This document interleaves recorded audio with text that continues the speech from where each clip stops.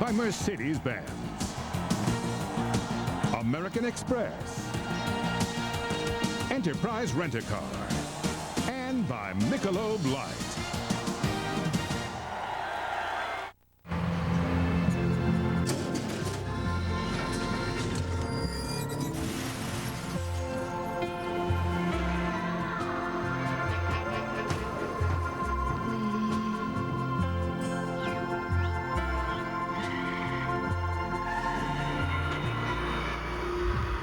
The outside may change, but the soul remains the same.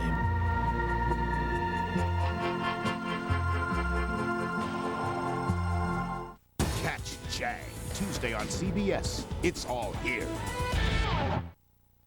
This portion of NCAA basketball is brought to you by Ford. Ford Explorer, a Best Pick award from the Insurance Institute for Highway Safety, leaving the competition in the dust. With a third-row seat that offers the most head and leg room in its class. And over 100 new innovations, including independent rear suspension, not found on Chevy, Dodge, and Toyota. So if you want to see the competition, check the rear view mirror. Get $1,500 cash back or 0% financing on the all-new 2002 Ford Explorer. No boundaries, only at your local Ford store, home of 5 of the 10 best sellers. Sign up for MSN. Use it to buy baseball cleats for son. And get tips on hand-eye coordination. Use it to search for child optometrist. And post photos of your son's first big catch. Want a great alternative to AOL? Microsoft Technology makes MSN more useful every day. Call now to sign up. Now, House Speaker Mike Madigan's power grab for the Attorney General's office includes last-minute, desperate, false ads against John Schmidt. No wonder. Madigan's daughter has practiced law for just 4 years. Her candidacy has been called a hideous conflict of interest, an abuse of power. John Schmidt has practiced law for 30 years. He served as Associate Attorney General of the United States. Schmidt's the best prepared candidate to ever seek the job. Nobody in Illinois history has been better qualified to be Attorney General.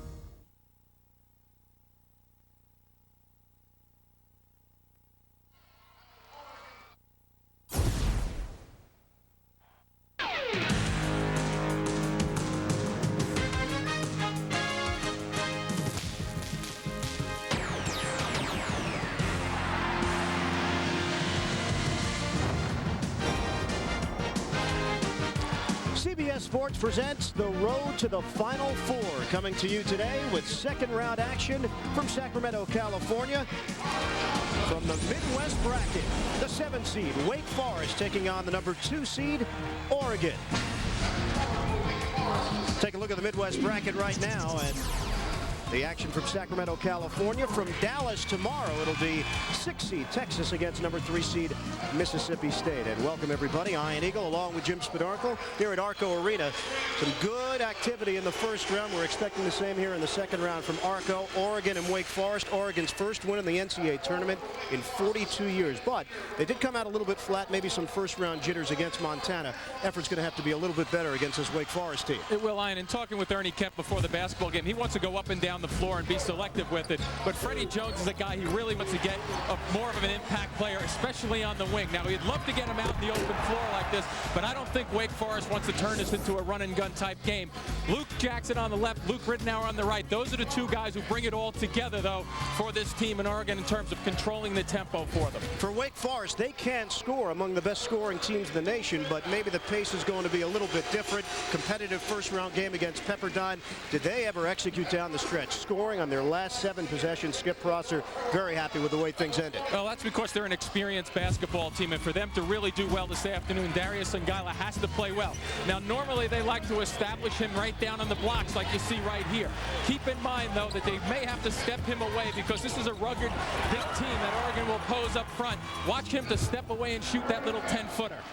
And there is Skip Prosser, his first season as the head coach of the Demon Deacons, the number 7 seed here in the Midwest. And the starting 5 that he will put on the floor, all seniors. Sungila, Scott up front. No Josh Howard in the starting lineup. That means Urban Murray gets the start in the 3-guard set. Dawson had 18 points in the first round win. And the point guard, Broderick Hicks. Ernie Kent, Pac-10 Coach of the Year. What a season the Ducks had. 16-0 at home, 14-4 in conference, and 24-8 overall. Robert Johnson coming off a career-high effort with 15 points in the first round, along with Christopherson up front. There's Jackson, Jones, and Ridnour. A lot of weapons at the disposal of Ernie Kent at that guard position. And the officials this afternoon, Edward Corbett, Ed Hightower, and Mike Thibodeau. Wake Forest and Oregon. NCAA tournament note, 2 of the 8 teams in the very first NCAA tournament back in 1939. Ultimately, the championship won by the Ducks, their only title in the school's history. I think there are early some keys that you have to watch out for here. When you look at Wake Forest team versus Oregon, the big fella right there, Christopherson for Oregon, a big, strong guy in the middle at 7'2", 300 pounds. He will not probably guard Songaila matched up man-to-man. Robert Johnson probably will guard him. But the key thing for Wake Forest is to make sure Songaila does not pick up fouls, and the needless fouls, especially in the first 5 minutes of this basketball game. Oregon, the 81-62 win over Montana on Thursday. Wake Forest 83-74 over Pepperdine, and Oregon controls the tip. Here's Jackson. He scored 18 in that first round victory. Jones had a quiet 16. And Ernie Kent does want to get him going early if possible. And the matchup defensively, Songaila's away from the big guy, even though they double team him strong right there in the blocks. Christopherson kicked it out. Jackson lines it up. Knocks it down for 3 to open play. Ernie Kent also said that he wants to have the patience set on the half court, and that's exactly how they started that basketball game right there. A lot of touches. It went inside first and then to the perimeter with a couple of passes. It was Dawson who really stroked it in that first half in the victory over Pepperdine. And a whistle. Jones picking one up early. Yep. I think they may have gone with the kick ball there, I think. They did. Yep. 3-0. Oregon leads it. Wake Forest with a new shot clock to work with. Here's Songaila matched up with Johnson, as you mentioned. Inside, Scott. Point-blank range. He couldn't finish it. And the rebound taken by Jackson. Pretty good post up right there. Oh, baby. Christopherson with a screen out front, and Broderick Hicks went down in a heap. Boy, in a bundle. I mean, about a minute ago, I mentioned to you that at 7'2", 300 pounds. Here comes the big screen, and he slides that left shoulder right in and down on Hicks. Watch the screen right in here. Yeah, he moves. It's a slight move, but as a big guy, regardless of your size, you cannot move at all. And so we'll take a minute to make sure Hicks is okay. And he has drawn some blood on Broderick Hicks. Christopherson picking up a foul 59 seconds in. Now the physical nature up front of Oregon, something that Wake Forest is going to have to deal with, but Broderick Hicks out on the perimeter.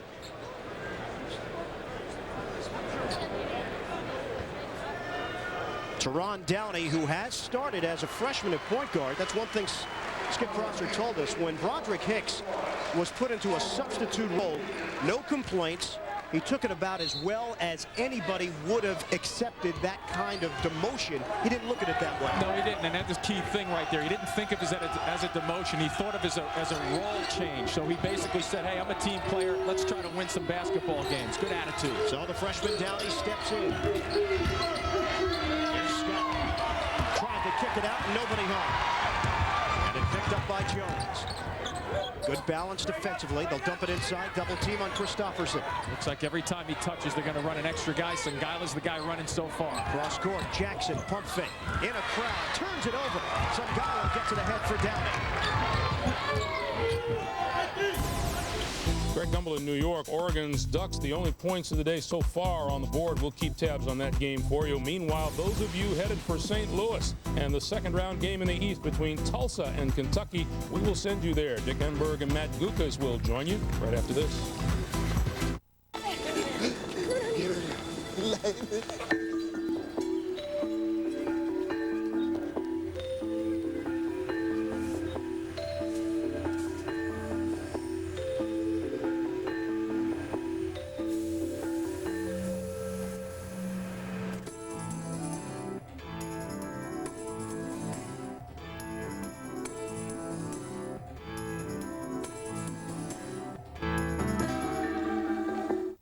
This is crabgrass. I don't want to see crabgrass in my lawn. My wife actually hates crabgrass. Nobody would want this in their lawn. We'd put down Scott's turf builder with Halts in the early spring. That's the only thing I ever use. Scott's puts this protective barrier over the lawn. And it stops the crabgrass from germinating. See how nice and thick that is? Feels like the carpet inside my house. Well, I've used the cheap brands, and it's like anything else. You get what you pay for. Steve doesn't have any crabgrass, which makes him a good human being, basically. Turf builder with Halts, the best defense against crabgrass.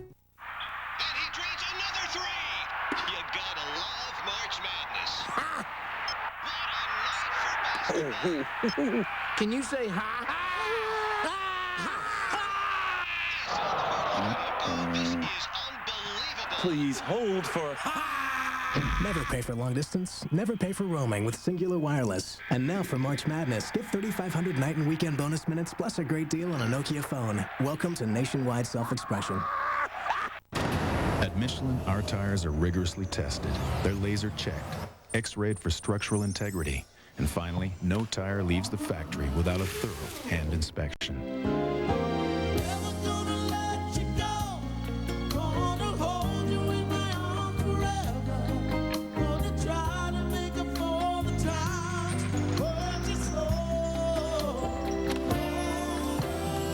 Michelin, because so much is riding on your tires.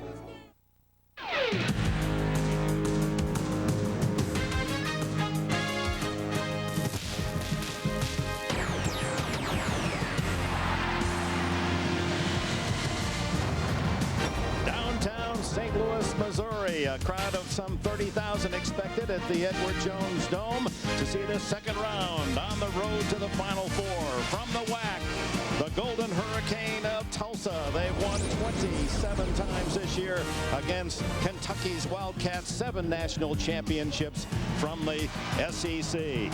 And the Tulsa, Kentucky winners, you look at the brackets in the East, will advance to the Sweet 16 and play either Maryland or Wisconsin in Syracuse next Friday night.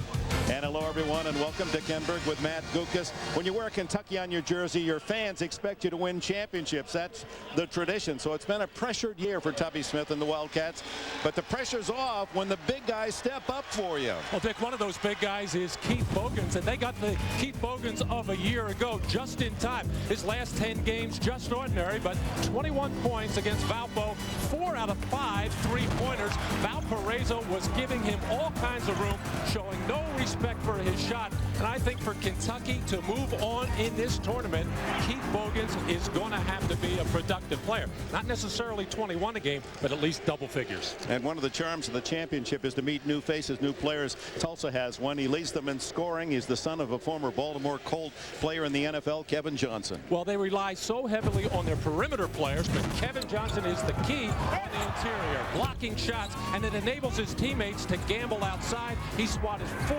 against Marquette, and he is a relentless worker on the glass. In his first year at the age of 55, he got his head coaching job. John Phillips, longtime assistant and high school coach, done a great job with this small team. Tallest on the front line, 6'7". Some of the players you're looking at now will be guarding a Kentucky opponent 7 inches taller today. That will be key. Greg Harrington had the winning shot in their victory on Thursday night. Tubby Smith, already a NCAA championship in '98, now in his 5th year as the head man in Lexington, Kentucky. And here's his starting lineup. Tayshaun Prince, a 3rd-team All-America, their leading scorer. The freshman Hayes, Kamara, big size, 6'11". Bogans, who came alive Thursday night, and the point guard Cliff Hawkins. Also with us, Armand Katayan. Thank you, Dick.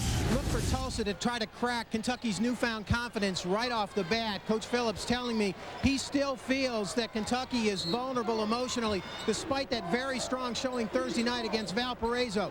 To that end, he will pressure Kentucky's guards tonight with a half-court defense and a lot of quickness. He says we feel that they will crumble from the start and play into our hands. Dick?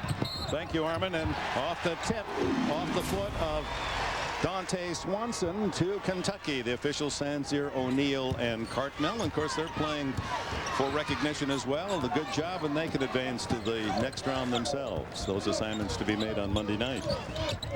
This is the freshman Hayes. Kamara at 6'11" to Hawkins. Bogans back out to Kamara for the 15-footer. Won't fall. And up for the rebound is Swanson. to his buddy, close friend, Antonio Reed. Reed hit a couple of threes early in the win on Thursday night, and a foul. First ticket goes to Kevin Johnson of Tulsa. Now the first defensive sequence for Tulsa looked like everybody was sagging back into the lane, and why wouldn't you? Kentucky, just a very woeful perimeter shooting team. Their strength is their power and taking the ball strong to the basket. Look at Prince against Harrington. He's 6'9". Harrington trying to guard him at 6'2". That's going to be an interesting mismatch to look at both ends of the floor. Kevin Johnson, the leading scorer for each team, gets the first basket today.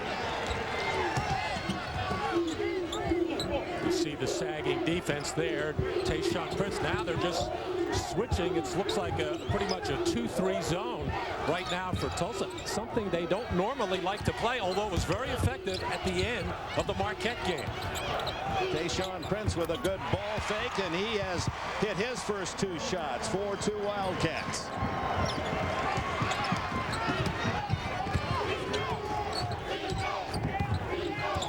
All 3 of these guards for Tulsa like the 3-point shot. Harrington, it falls inside the arc, and he's fouled. It's tied at 4. Hawkins' first foul. The 6'2 senior out of Carrollton, Texas, the hero of the Game 1 win against Marquette, with a little runner in the lane at the other end of the floor, getting off to a good start here. Certainly, if anytime he's matched up at the other end with Tayshaun Prince, just at 6'2", going against 6'9", is going to be a difficult proposition for Greg. Yeah, he said, well, I had to guard against Texas A&M, a guy 7 feet tall. So that's no problem. 5-4 Tulsa's first lead. And Hawkins left alone. They'd like him to shoot more. He's been reluctant to do so. But the sophomore from Dumfries, Virginia, gives Kentucky a 1-point lead. And the reason Tulsa doesn't mind him shooting from the outside, just a 39% shooter, very inconsistent. However, when he makes his first shot, he becomes a much tougher player in every area. Active away from the ball, Tulsa offense. Reed amongst the big trees. Swanson, one of the leading 3-point shooters in the country, misses his first. Davis, the leading rebounder on the season for the Golden Hurricane, got that one. And Antonio Reed nails the 3. 8-6 Tulsa. Antonio Reed coming off an 18-point game, 4 out of 8 from downtown against Marquette. Bogans. And he hits his first 3, and that's a good sign for Tubby Smith and the Wildcats. They seem to have a lot of guys that thrive when they make their first shot. Whoa, down heavily goes Antonio Reed, and the foul. Here's Keith Bogans, who hit 4 out of 5 in the first game against Valparaiso. Has had a very uneven, if not a very inconsistent season, but you see the numbers, 21 points, and really breaking out of it in a big way, played with a lot of confidence. He took, in that Valparaiso game, the first shot he took was a perimeter shot. Then there was an early timeout, and you could tell that Tubby Smith had said to him, take the ball to the basket. They want him taking the ball inside, using that strong body, getting to the free throw line so he gets some easy baskets. Antonio Reed misses the first, hits the second to tie it at 9. Just 3 minutes into this game in St. Louis, Missouri. It's also giving a lot of different looks defensively at Kentucky, trying to get them a little bit confused, trying to get them to be thinking out on the floor, which is always a big problem for them. Reach-in foul against the Golden Hurricane from Tulsa, Oklahoma, one of the smaller schools in the 65 teams that started the tournament. Great season again, 27-6. They won the NIT a year ago. It's about 400 miles drive, Tulsa to St. Louis, and about 320 Lexington here, so equidistant for fans of these two teams.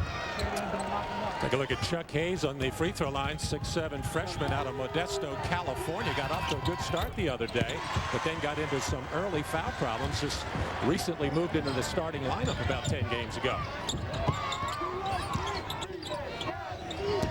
Reed uses a screen from Johnson.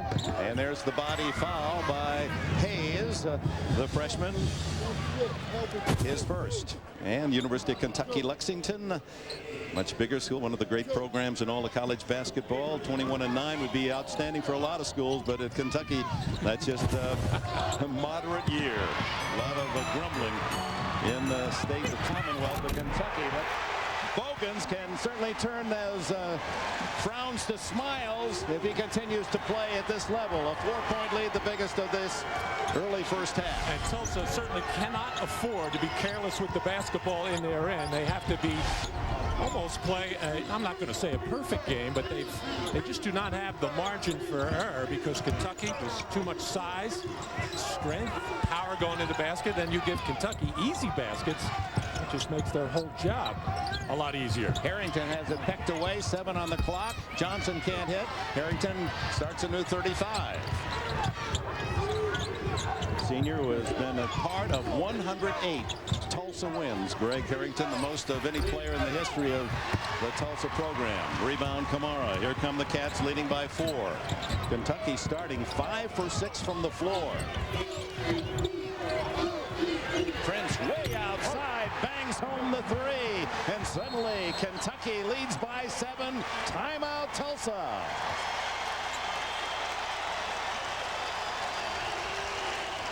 Tayshaun Prince, All-America 3.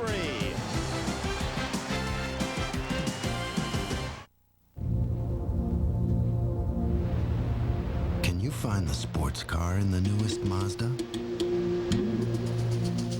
Zoom, zoom, zoom. Ha. Zoom, zoom, zoom. Yeah, zoom, zoom, zoom, zoom. The new 200 horsepower Mazda MPV. Body of a minivan. Soul of a sports car. And welcome back to the E-Dome, they call it here, the home of the NFL St. Louis Rams, where Kentucky has jumped out 17-9 and a 11-1 run for the Wildcats. Outstanding shooting for a team that shoots just 67%.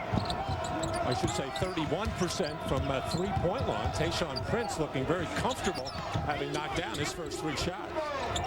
Well, those big guys not having any trouble looking over their shorter defender. Good defensive pressure. J.P. Blevins in there for the first time now for Kentucky. He's in for Hawkins. Tough shot is falling away, and connecting is Dante Swanson for his first basket. 5 minutes gone. Bogans with a pass to Kamara. It's 19-11 Kentucky. First points for Jules Kamara. Underway in St. Louis, and the Kentucky Wildcats red hot off the opening bell. 19-11 with Tayshaun Prince and Keith Bogans, their 2 star players, hitting most of the points, and they've completed almost every shot they've taken. 7 for 8. Kamara, there's a rare miss for him, and Tulsa in black with the ball. Hurricanes defeating Marquette by 2 on Thursday night. Kentucky advanced with a 15-point victory against Valparaiso. The Tulsa coach John Phillips telling us yesterday that he thinks anytime a team gets out of their norm, does things they're not used to, they become a less effective team, and that's what's happened to his ball club. Kevin Johnson following up nicely, but so far Tulsa throwing all kinds of different defenses at Kentucky. That is not their style. They usually just play straight, hard, tough man-to-man, but you can tell they're worried about Kentucky's size. There's one of the mismatches. 7 inches shorter is Swanson guarding Bogans, but Bogans misses the shot. Harrington setting up inside to Kevin Johnson, who has 6 of the 15 for Tulsa. Well, that's the offensive game plan for the Golden Hurricane. Start by going inside to Kevin Johnson. See what he can get done. If he does score some baskets, he'll draw some attention in there, and then he can kick it out to the good 3-point shooters. Prince over Harrington, and again, he has, at 6 feet 9 inches tall, a 7-inch advantage over the man trying to defend. And he just looks like a big guy playing against a lot of little guys out there, just having clear vision, nobody really bothering his shot. Prince now with 9 to lead all scores early. Johnson powerfully built. Short on that shot. Here comes Blevins for Kentucky. And here's that matchup. 6'2" Harrington guarding 6'9" Prince. I mean, shouldn't be able to bother Harrington out on the perimeter, but Prince can handle the ball well enough to get himself into a good scoring area and shoot over Harrington. Hayes driving the baseline, but stepped on the baseline before the shot. And with that, a timeout. 12:45 left in this opening half. Bogans hitting from outside. That sets up the pass inside to Kamara.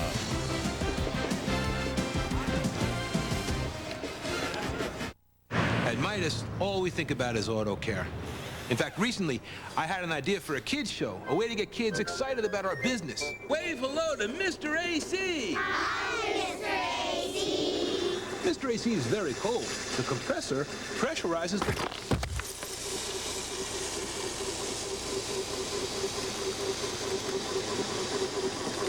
We're still tweaking it. Midas, we do that. I hope he doesn't forget again. Michelob Light. Anniversary.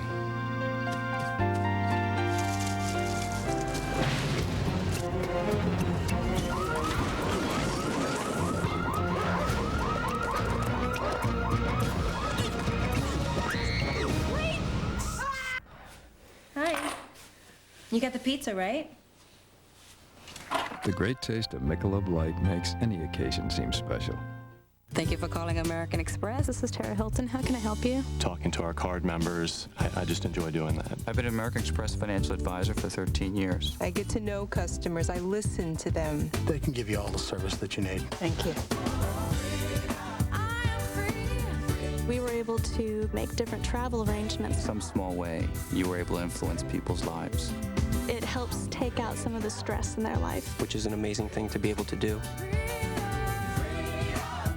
This is a new Pontiac Vibe. What do you think of it? Just stands out, yeah. Cute. Yeah, dude, it's tight. So what do you guys think of the inside of it? It's iced out. It's iced out? Iced out. Sounds cool, man.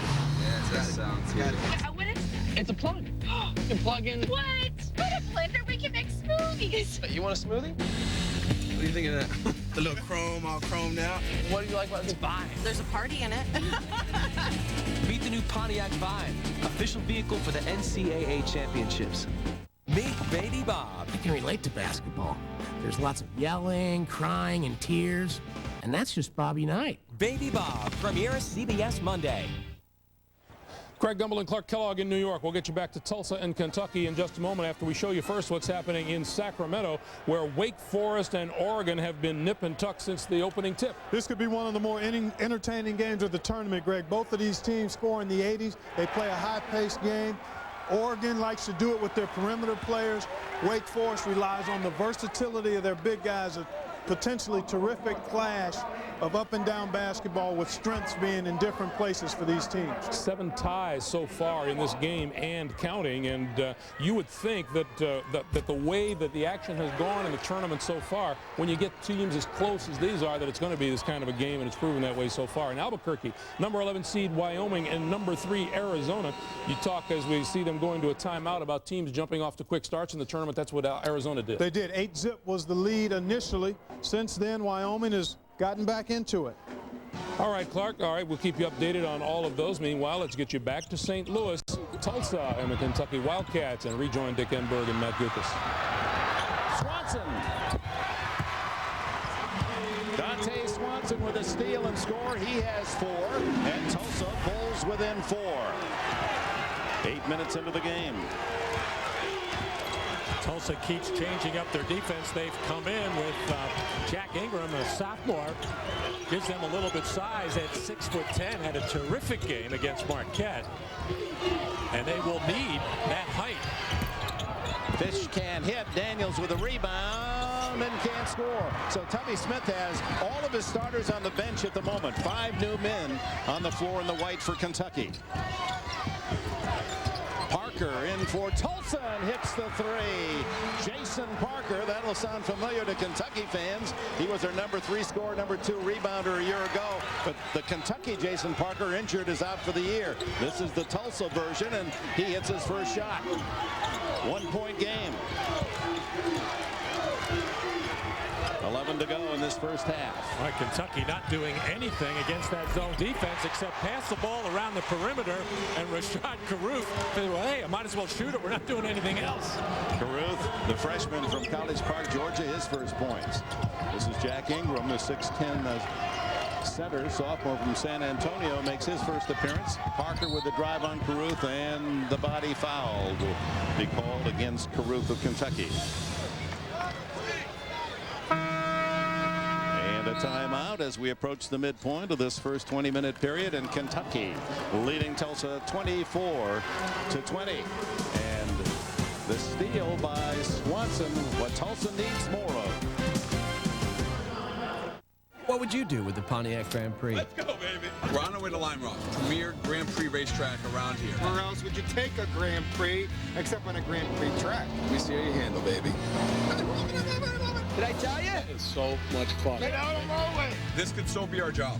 Wait a minute, just drive around the 3 of us? Well, no. So what would you do with the Pontiac Grand Prix? None of us have ever been to AC. Dinner, tuxes. Tell us at Pontiac.com. Elvis! Hold the pickles, hold the lettuce. Special orders now, you know they don't upset us. You can have it you got it. We can serve your flavor Whopper, fresh with lettuce. I gotta get a Whopper. You got it.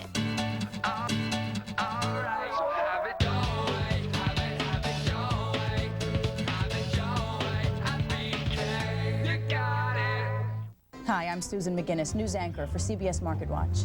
I'm part of a worldwide team of journalists who keep you informed about the markets and your investments on TV, radio, and our website. It's where you should go first for the best information on the markets, analysis of your portfolio, and ideas. Our 24-hour coverage of breaking financial news combined with up-to-the-minute data help you make smart investment decisions. CBS Market Watch is the #1 source for financial news. It's more than just news. It's news you can use. At Michelin, our tires are rigorously tested. They're laser checked, X-rayed for structural integrity, and finally, no tire leaves the factory without a thorough hand inspection.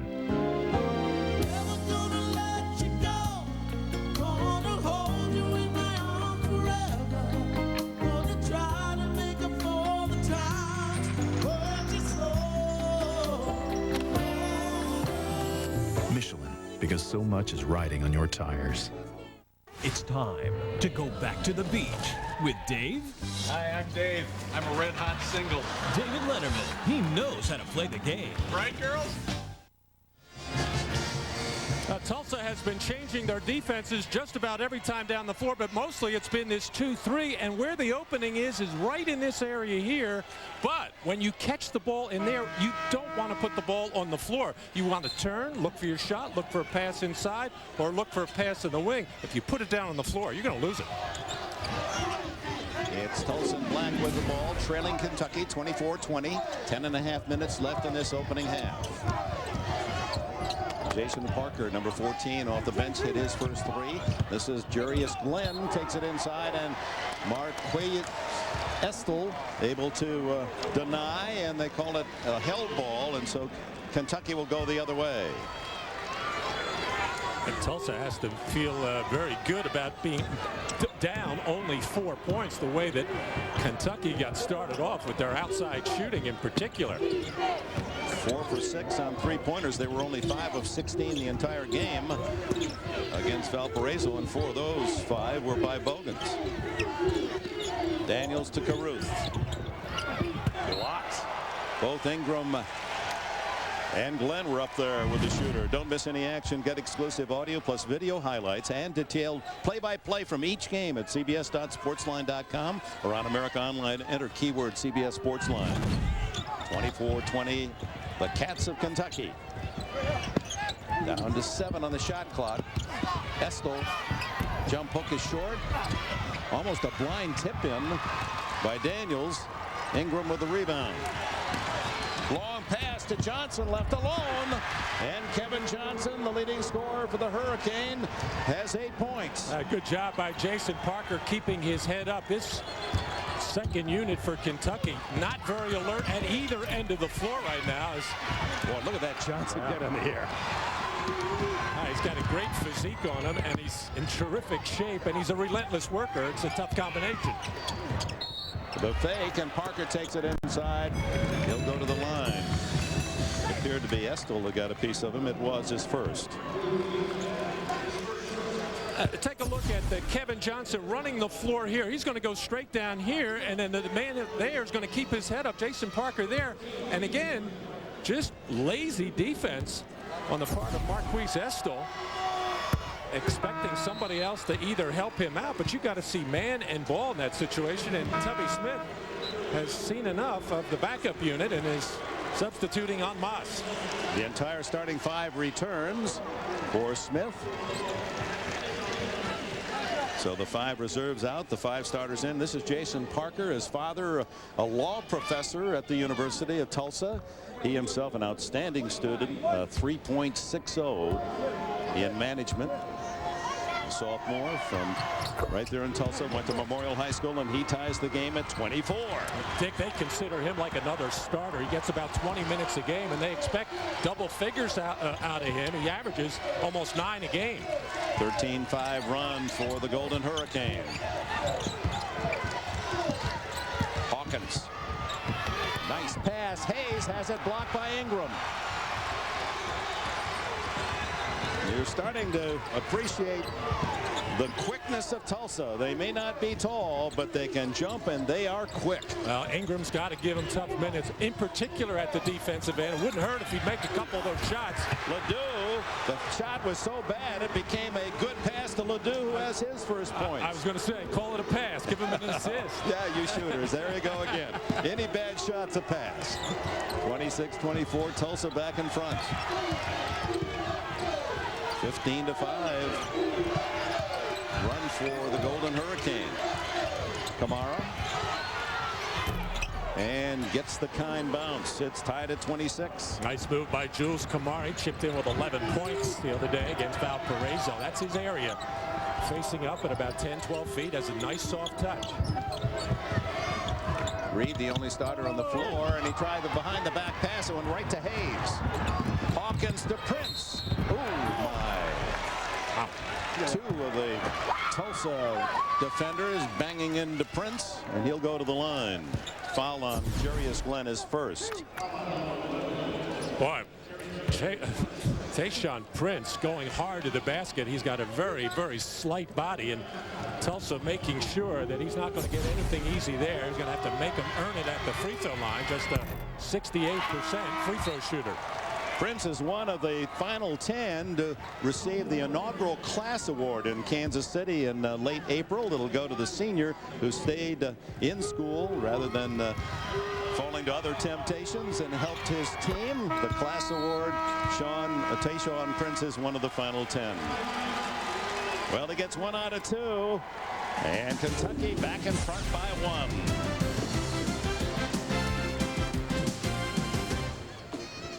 A tradition unlike any other, the Masters on CBS.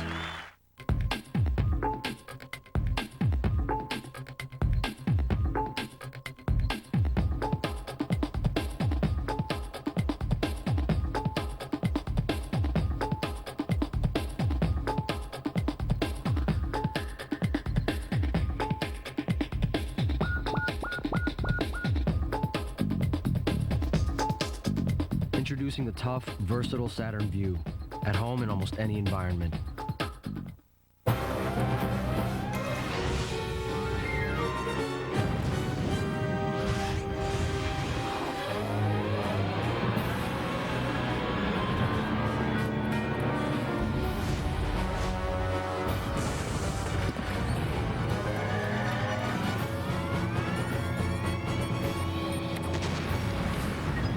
In the dust with the Intel Pentium 4 processor.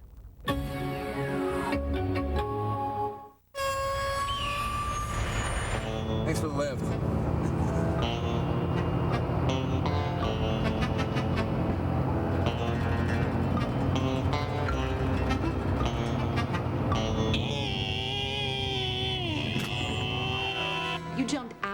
jumped out of the moving truck. At that point, it was like my decision was made. I'm out of here. Life is best told over a great tasting Miller Lite at a place called Miller Time. Are we there yet? Are we there yet? Are we there yet?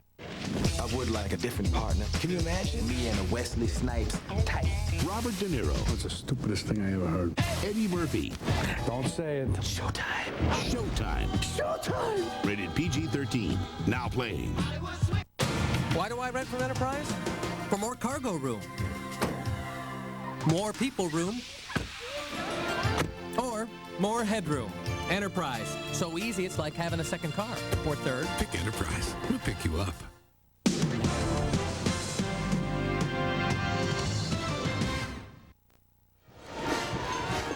Second round action in St. Louis. A look at our game summary.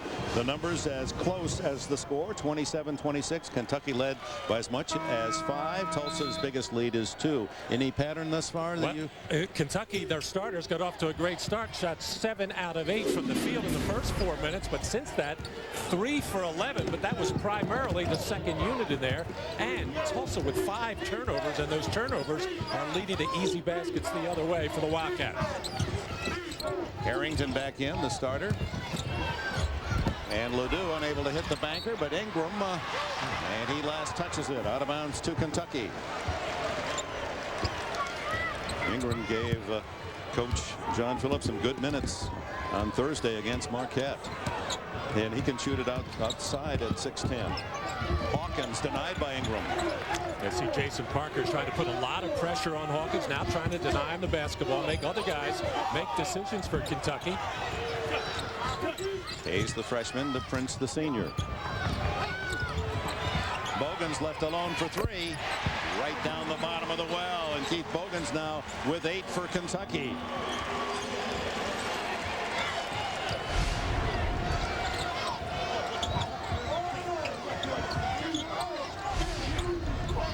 Way outside. Oh my. Jason Parker from about 30 hits the 3. He has 8 points off the bench. He's bouncing back nicely from a poor shooting game against Marquette, just 1 for 7 in that ball game. Kentucky by 1 with 6.5 to go, and Prince from 3. Kamara with a long rebound. Tayshaun Prince got off to such a good start, made his first 4 field goals. He's feeling it. Kamara. And the rebound to Ingram. Here come the Golden Hurricane, trailing by 1.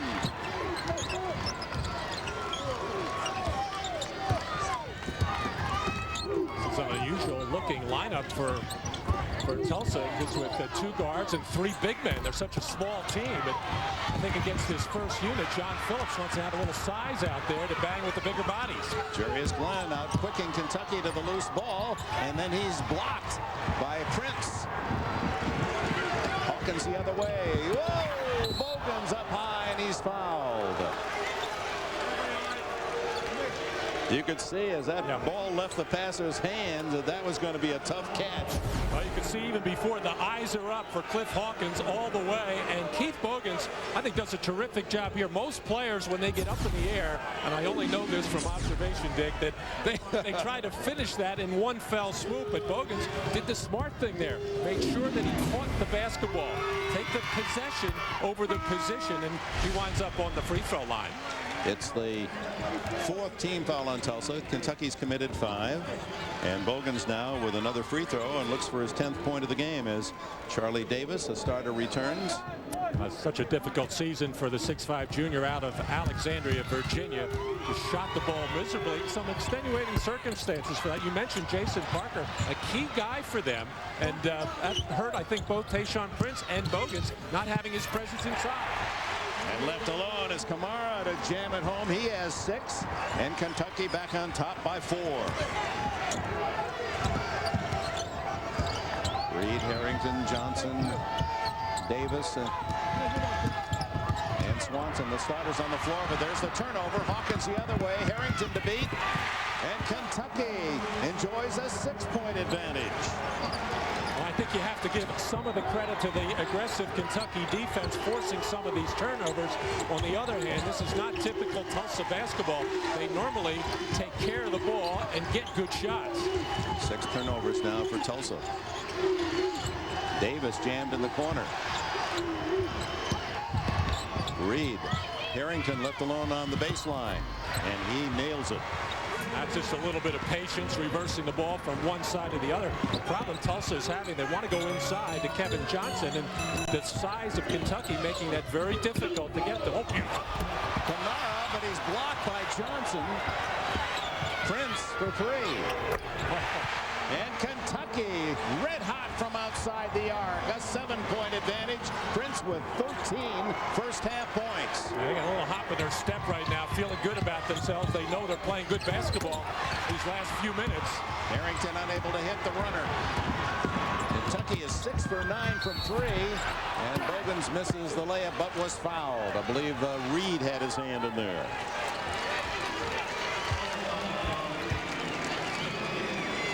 Well, Kentucky is just passing the ball beautifully, but that's an outstanding defensive play by Kevin Johnson, an outstanding shot blocker, as Kamara should have been able to dunk that ball home with his size. And Kentucky is moving the ball well. They're finding the seams, they're finding open areas, and consequently getting high percentage shots. And normally you wouldn't think 3-point shots are high percentage for them, but when you're in rhythm, everything starts to drop. Bogans hits them both. This is Kentucky's biggest advantage, 9 points.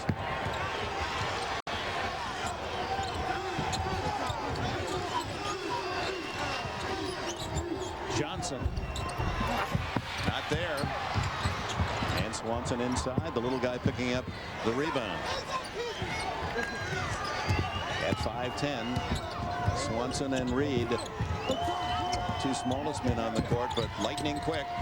Reed's pass to Johnson. How beautifully executed was that? It's the 2-3 zone of Kentucky, and a lot of times that's where those lobs and alley-oops will be available behind the defense, and that was a terrific look.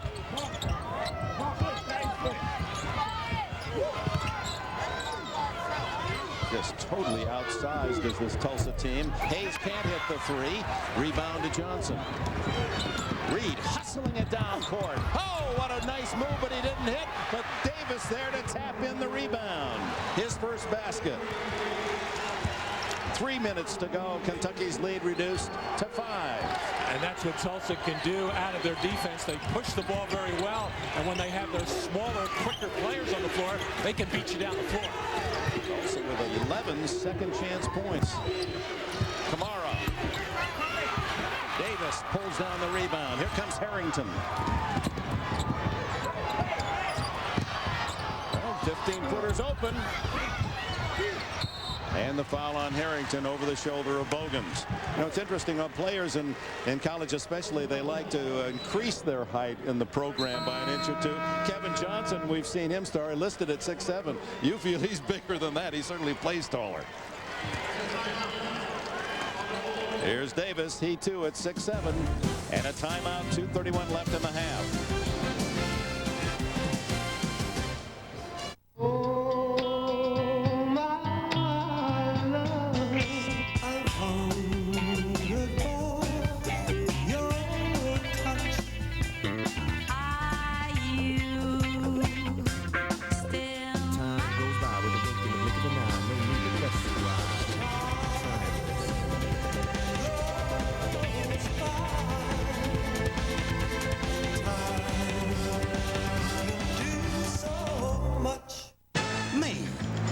In those Old Navy legendary cargoes.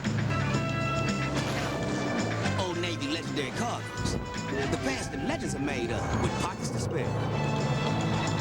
They're the zip-offable, high-flyable, off-roadable, cliff-climbable way to get into and out of trouble. At rock-solid prices, just $26.50 and up. They're not just cargoes. They're legendary cargoes. Only at Old Navy. You dig? It's March Madness, Sweet 16, Elite 8, the Final 4. And what will you see on the courts? Nothing. Those who lose get nothing. Those who win, nothing. Because everyone on the court is drinking Aquafina. The numbers do not lie. Zip, zero, nothing. Only Aquafina makes nothing this pure and refreshing. Now that's a sixth man. Aquafina riding the pine is the official water for the NCAA championships. Moo. Gateway's got an amazing business deal for you on the Gateway 910C server. It's powered by an Intel Celeron processor and it's just $4.99. Plus, when you buy this or any select Gateway server, you'll get an on-site security check. It's everything you need to see how secure your business network is, and it's free. So just call 1-800-GATEWAY today and see what we can do for your business. That's 1-800-GATEWAY. Wednesday on a special night of Survivor. Don't miss the first 10 minutes when the castaways' lives are turned upside down. Really? All new Survivor, CBS Wednesday. Welcome back, Kentucky by 5. Here's Kevin Johnson, listed at 6'7". Look at the height here. A lot of people call him a tweener, not a small forward, not a big forward, but he can certainly play well above the rim. And you know that a lot of times in college basketball they call, program heights, and they inflate them quite a bit. But, kind of standing near him yesterday. I didn't go back to back with him, but I'm about a little over 6'6", and he appears to have at least 2 inches over me. So he's a lot closer to 6'9" than he is 6'7", and he actually certainly plays bigger than 6'7". Brilliant leaper.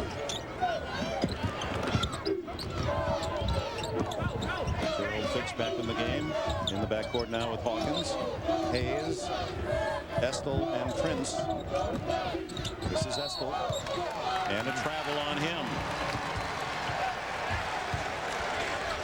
2:13 remaining in this opening up. Tubby Smith, boy, it's quite a day for him. Here he's playing for a chance to go to the Sweet 16. His youngest son is playing in the high school state championship back at Rupp Arena tonight.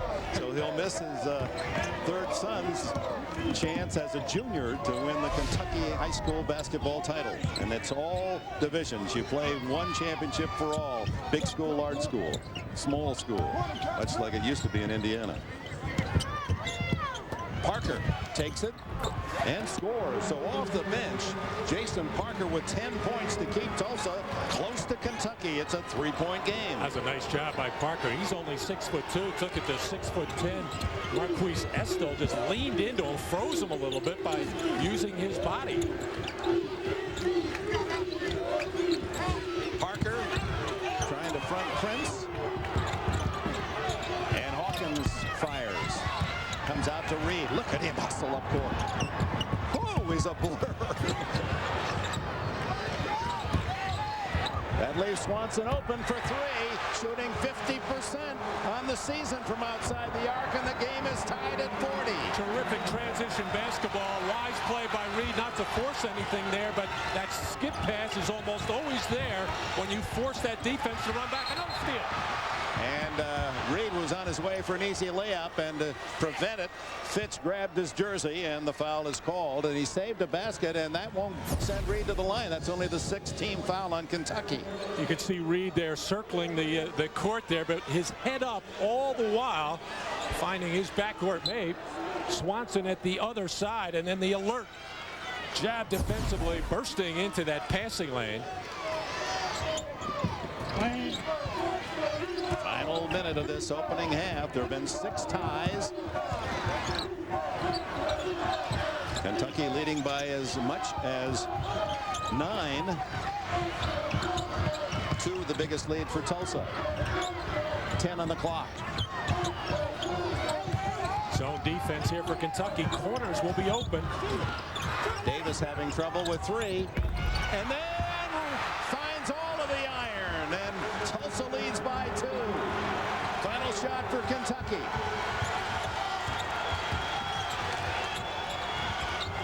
Estel.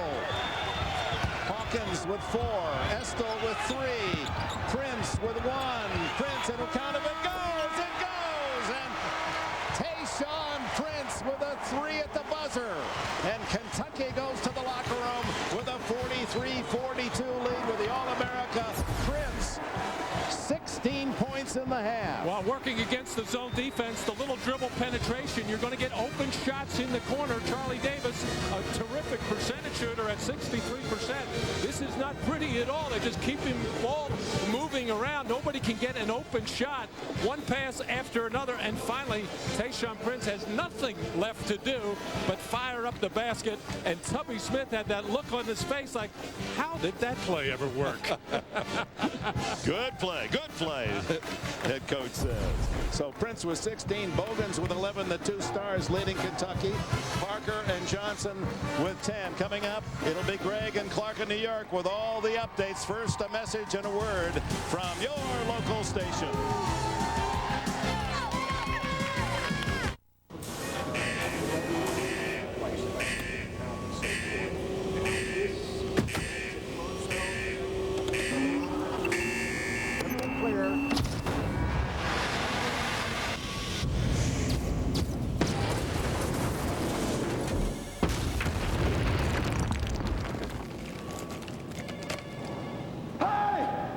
What are you guys doing in there? My office! Oh! Follow the NCAA tournament with live scores, stats, and analysis in the Game Center only at cbs.sportsline.com or on America Online. Enter keyword CBS Sportsline. Entertainment Weekly calls it the best show on TV, The King of Queens, CBS Monday.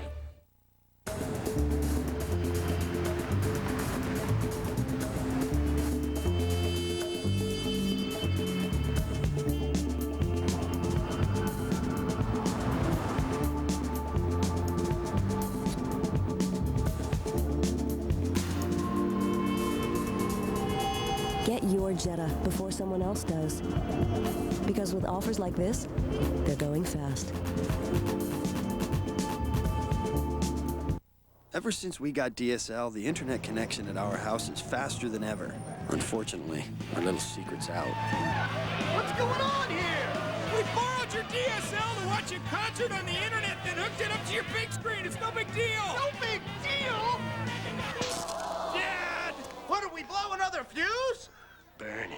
Experience all the internet has to offer at your own home. SBC Ameritech DSL Internet Service. We're on it. Order now and get a $199 MasterCard gift card. It's March. Time to get reacquainted with the great outdoors at your Jeep dealer's March Matchup. Now, when you put $1,000 down on an award-winning Jeep Grand Cherokee, we'll match it. That's $2,000 down. Plus, get our 7-year, 100,000-mile powertrain pledge. With low APR or big cash allowances on select Grand Cherokees, we're making sure you get out there. Great products, great protection, great value. Now at the March Matchup. Hurry, it all ends soon. Two of our games are at halftime, and a third is in action in Albuquerque. We will take you there shortly to get you caught up on the tournament. CBS Sports presents Singular at the Half. Sponsored by Singular, the wireless company that supports self-expression nationwide. Welcome, everyone, to Singular at the Half. I'm Greg Gumbel, along with Clark Kellogg. You've been watching games in both St. Louis and Sacramento. Let's run down the action for you. First of all, in the East, in St. Louis, Tulsa and Kentucky. That is a 43-42 Kentucky lead. Kentucky's fast break finished by Keith Bogans with a slam here. He has 11 points.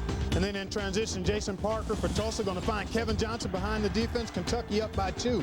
But then Keith Bogans, who had a strong first half, drives, draws, drops it down to Jules Kamara. It's a 4-point lead Wildcats. Tayshaun Prince hit 3 out of 4 from behind the three-point line, 16 points in all in the first half. And right now at the break, Kentucky leads it by a score of 43-42. In Sacramento, Wake Forest with a 2-point lead on the number 2 seed in the Midwest, the Oregon Ducks.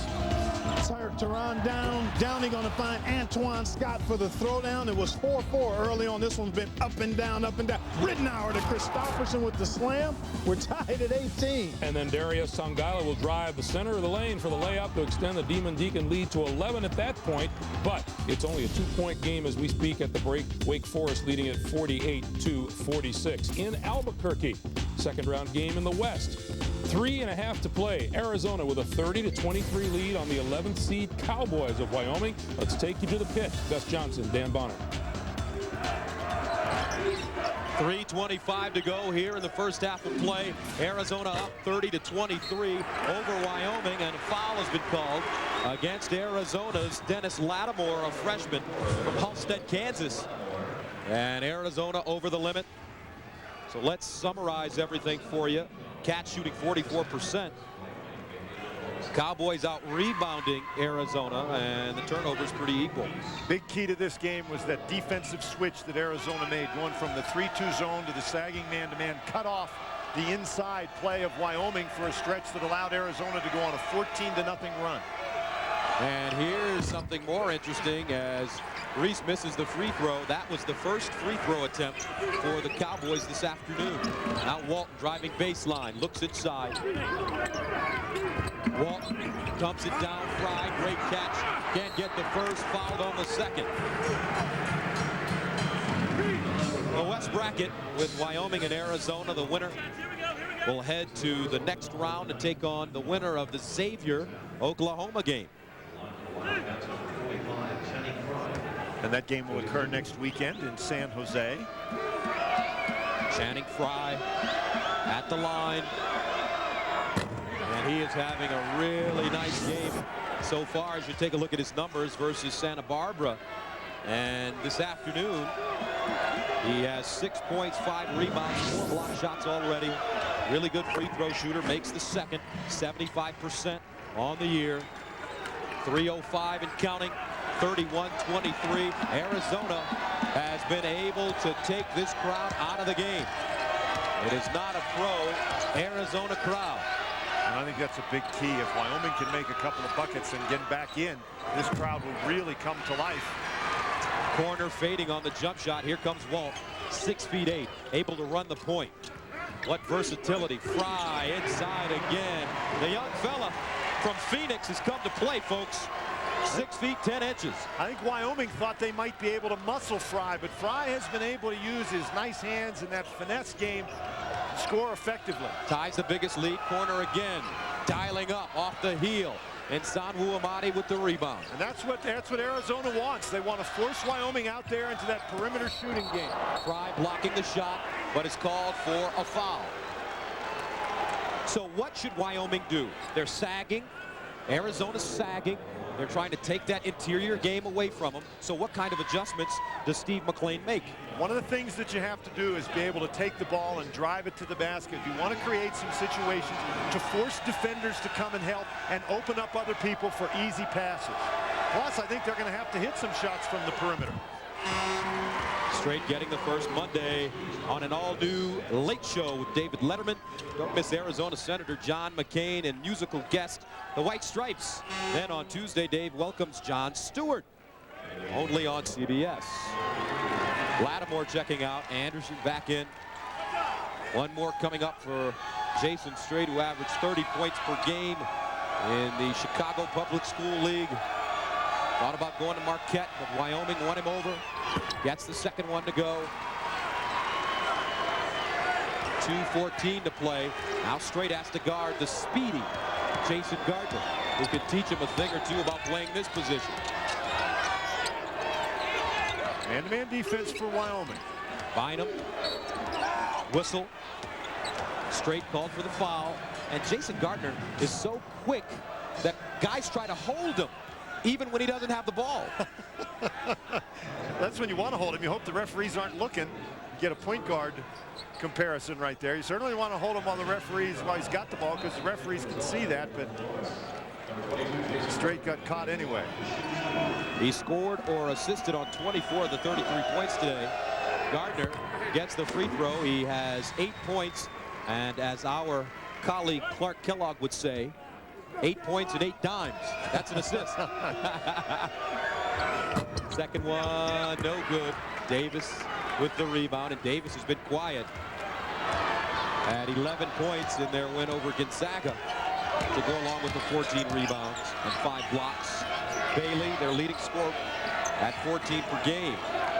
Not a bad defensive effort in the first half by Wyoming, but they've got to be able to put some points on the board. Wyoming facing a man-to-man now. Strait pulls up and hits it over Gardner.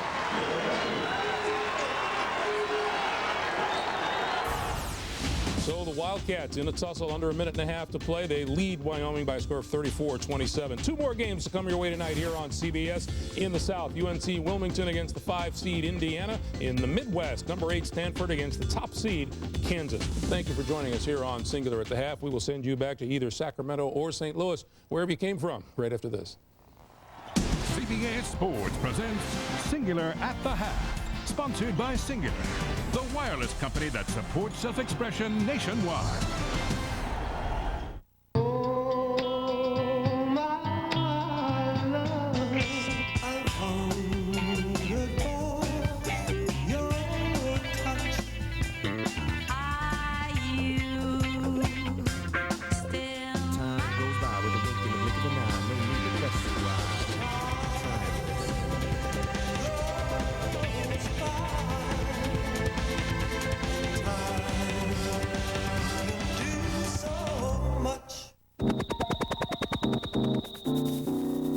It's about moving forward and not looking back.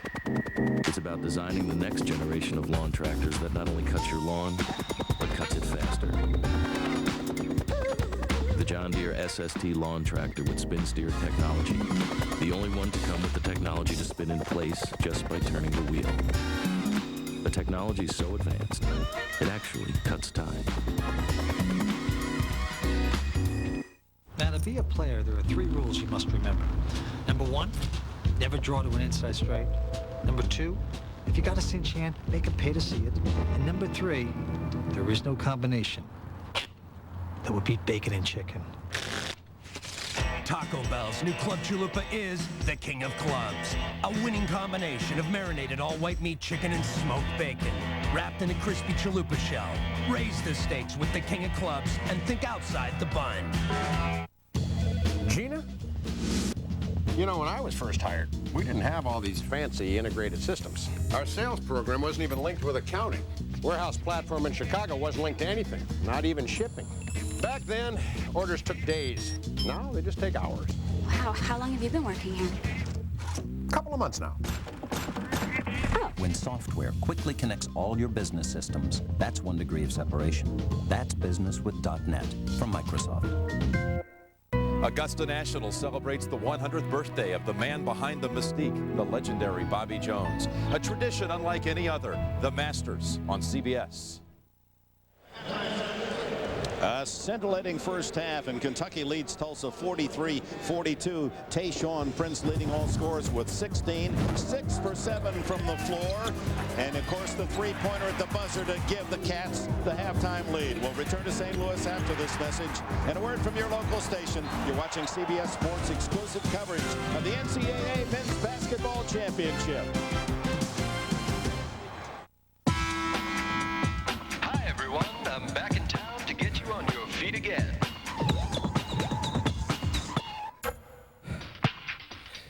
Get up.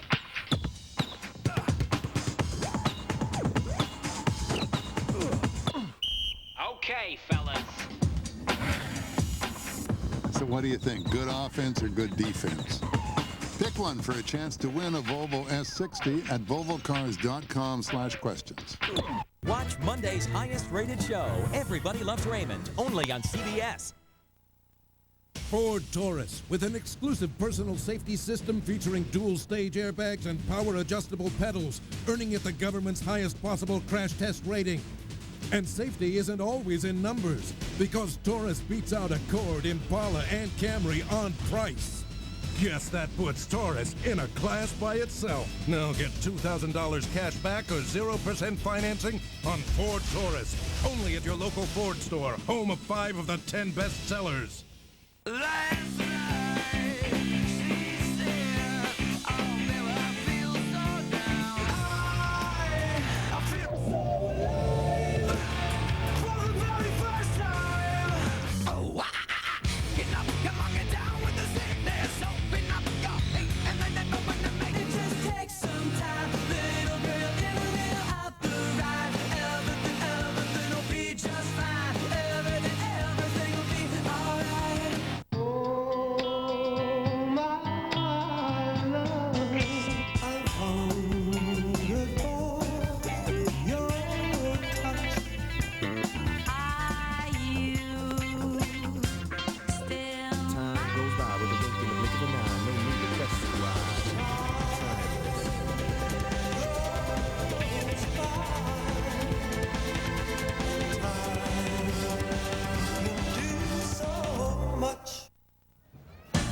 CBS Sports exclusive coverage of the NCAA Basketball Championship is sponsored by Chevy, Kinko's Network, IBM, and by Miller Lite. Closing in on the sunset hours, 5:30 here in St. Louis. A look at our halftime statistics, and what shooting from three-point range. Well, you expect that from Tulsa because they are one of the nation's leaders at a little over 40%, but not Kentucky as a team on the season, just 31%. But led by Tayshaun Prince and Keith Bogans, the Wildcats with a 1-point lead, 43-42. And Kevin Johnson, you can't say enough about this junior for the Golden Hurricane. Well, Tulsa, just about every slow time down the floor wants to try to get the ball inside to him. They started the game getting it to him on the baseline. He showed a very nice little jump hook there, and then hiding behind the zone, just going up and not trying to be too fancy with it, just guiding it into the basket.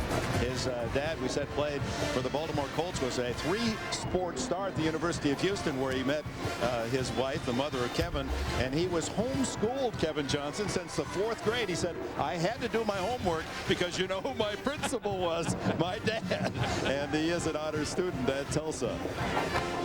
Well, they'll look for the honor of being a part of the Sweet 16. This is kind of, you win one game and then you play in the second round of the tournament. That sounds okay, but you win 2 games and then you're in the Sweet 16, and that's a whole different dance. Couldn't have been much closer that first half. Tubby Smith's team did open up a 9-point lead at 40-31.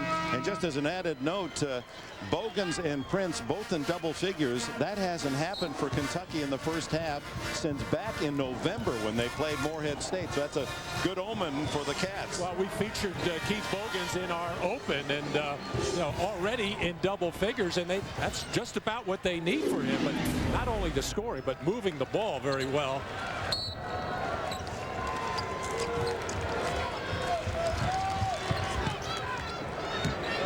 Second half just underway here in St. Louis, with Kentucky leading Tulsa by 1. Greg Harrington, the starters for Tulsa, back in here to open the second half. And the give to Davis, and he may have run with the ball. No. In fact, Kentucky motioning, he thought they ran with it. The basket is allowed, and he'll shoot 1 as Kamara commits his second foul. You don't hear much about Charlie Davis. He just quietly goes about his job. Another guy listed at 6'7", and he's probably closer to 6'5" or 6'6", but he's the other big man along with Kevin Johnson. He just goes about his business, averages 9 points, 7 rebounds a game, shoots 63% from the field, so very efficient. Tulsa reclaims the lead, 45-43. That's as big a lead as the Golden Hurricane have had in the game. Bogans inside using his muscle. Kamara with a tip. Bogans gets it back. Over Harrington, blocked. It was Johnson behind Harrington with a block. And Swanson is blocked by Prince. This has had just one terrific play after another. Bogans over Johnson this time. And it's tied at 45. 13 for Bogans. Swanson unable to connect on the 3, and Cliff Hawkins for Kentucky. Well, you can just see the look of confidence on the face and the body language of Keith Bogans. He's just a totally different player. The last game and the first half of this one plus. Prince creating by penetrating deeply and then setting up the easy basket. So Kamara now with 8. Now these slow times down the floor for Tulsa, they want to make sure that they spread the floor as wide as possible. Bogans with a steal. And the foul by Swanson. So Bogans 2 and to the line. First foul on Swanson. Take a look at Tayshaun Prince. Good with the bounce, getting into the lane, little change of pace dribble, finding Jules Kamara on the baseline. And then I was talking about spreading the floor, although they was spread too far. You got to make sure that you come to meet the ball, as Keith Bogans just diving into that passing lane. And right away, Greg Harrington went to his teammates and said, my bad, terrible pass. And a nice bank by Harrington, hanging in the air for his 7th point. 49-46 27 Kentucky. Less than 2 minutes gone here in the second half.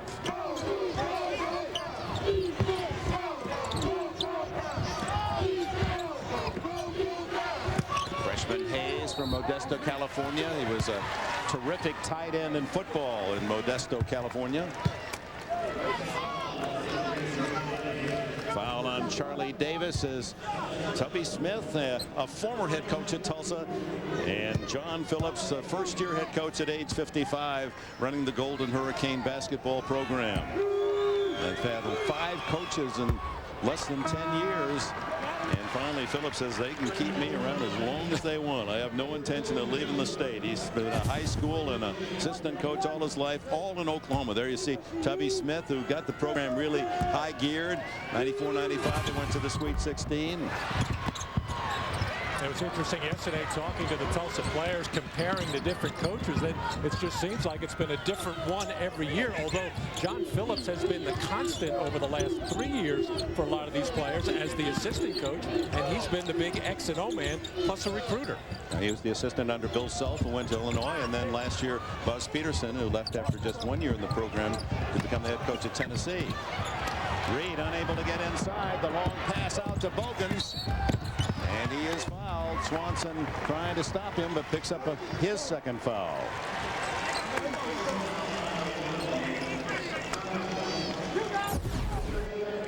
A nice move by Antonio Reed getting into the lane, but leaving his feet, just unable to get the shot up, and then Swanson getting back, making sure that Bogans does not get a lay and make him earn him from the free throw line.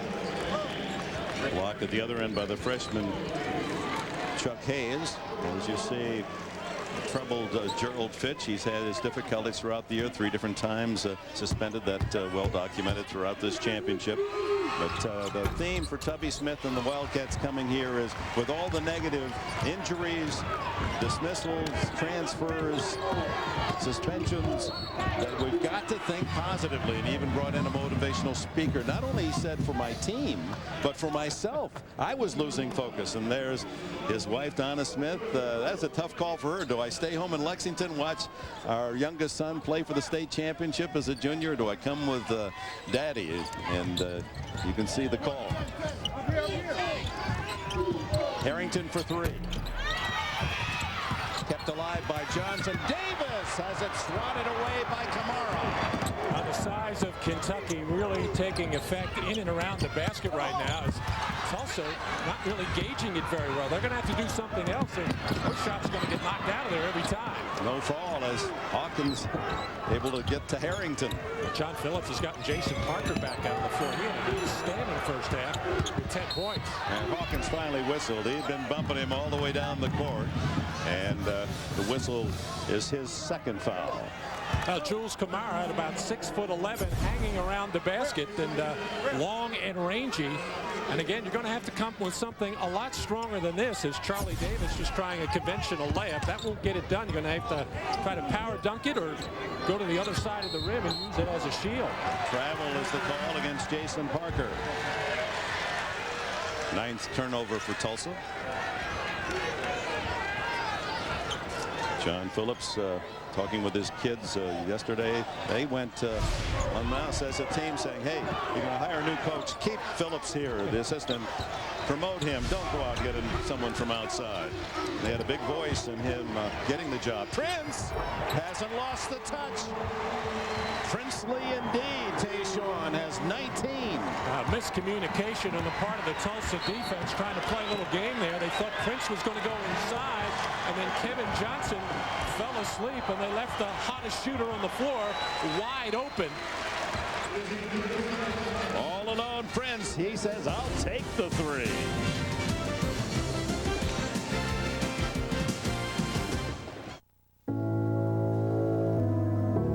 Whenever you call me,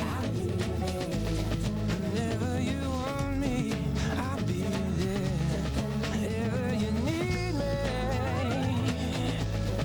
I'll be around. Chevy, the cars you can depend on, the cars that last. You never have to look too far. Chevy, we'll be there. Always with you. There I am.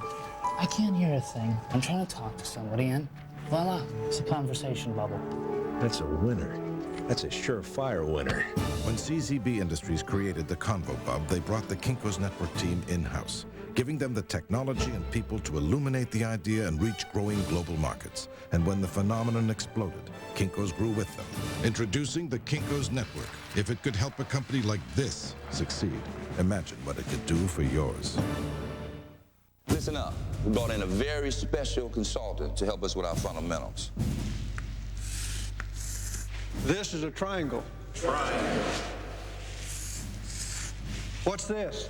Triangle. What's this? Triangle. What's this? The bill. What'd that cost? $4 million. And he's not going to stick around to see if it works?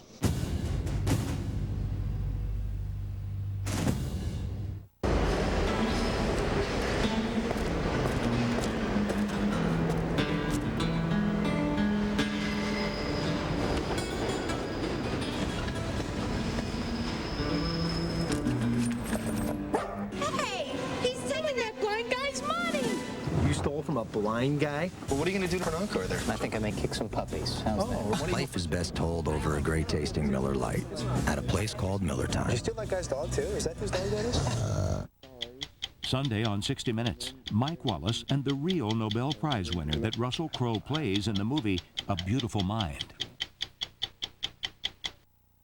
A little concern on the faces of the Phillips family, wife Leah and daughter Kelly behind the Tulsa bench as the Golden Hurricane falls behind by 7 with 3.5 minutes gone here in the second half. John Phillips taking that timeout as he sensed complete confusion on the part of his team defensively. The size of Tulsa being so small, they have to try to play some games, do little tricks. At least they feel they do to keep Kentucky from banging inside on them. Golden Hurricane with their starting 5 on the court. With one exception, Parker here on the wing. Inside to Davis. He scores, he's fouled.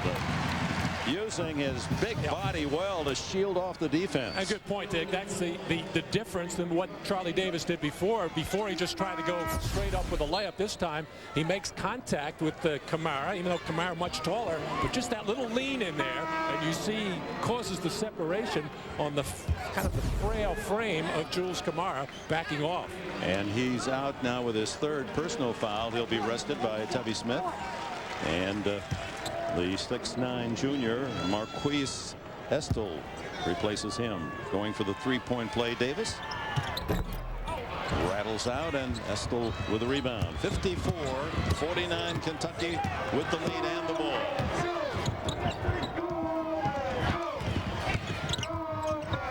Hawkins, what a nice setup to Fitch. Way too easy. First of all, getting into the paint, and the defense, they have to stop dribblers. You just can't let a man get in that easy because you're going to get high percentage shots. We told you the 6'10" sophomore can shoot from outside. Jack Ingram bangs home his first points from outside the arc. Well, Tulsa's going to need not only some scoring from Jack Ingram, they're going to need a presence in the paint. And Prince, 2 more for him. He now has 21 points. His career high is 31. Tulsa just cannot keep Kentucky controlled on the dribble. They're just going anywhere they want. They're going to have to take a stand and dig in.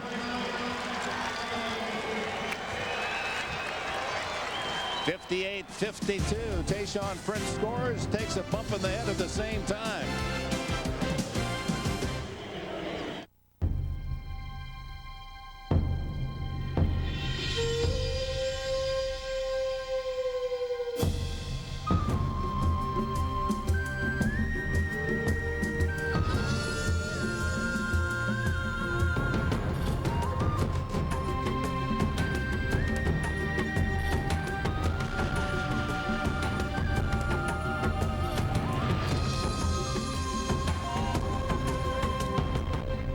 Let me tell you how it will be. There's one for you, 19 for me. There are 441 tax law changes.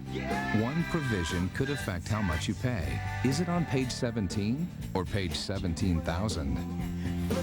No one one understands the tax law changes better than H&R Block. If you're not satisfied, you don't pay.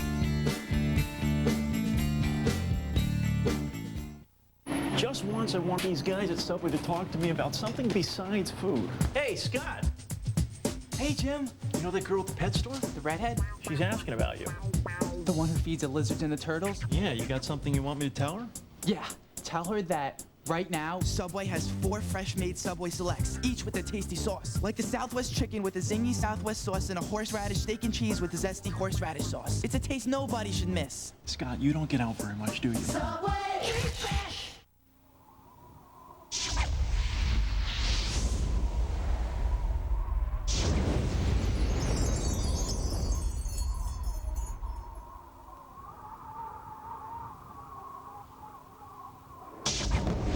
Chevy Tahoe is the only large SUV with the security of AutoTrack 4-wheel drive, so you can impress people or avoid them altogether.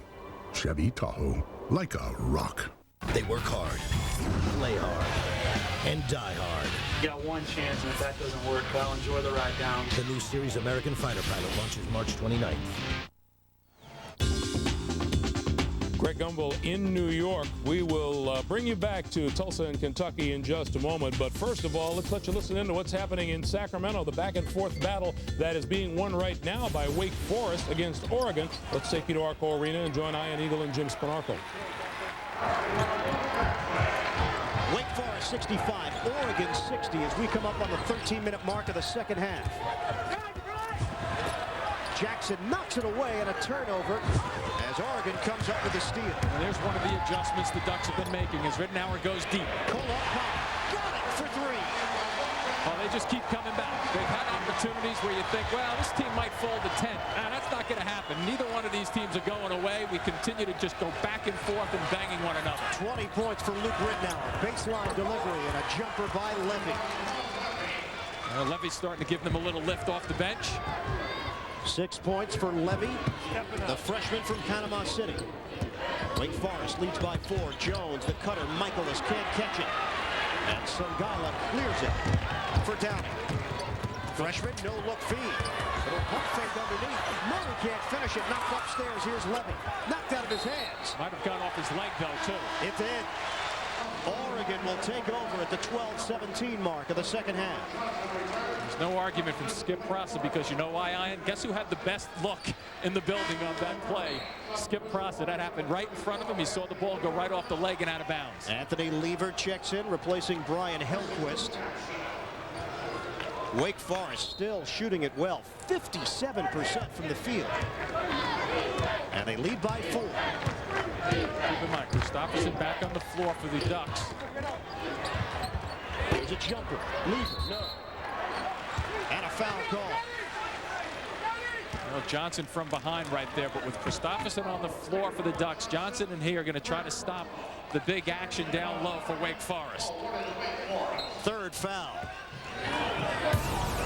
4-point game will keep you on top of it. 67-63 Wake Forest back in St. Louis. Tulsa and Kentucky. It's a 3-point game. Wildcats in charge. Dick Enberg and Matt Gukas.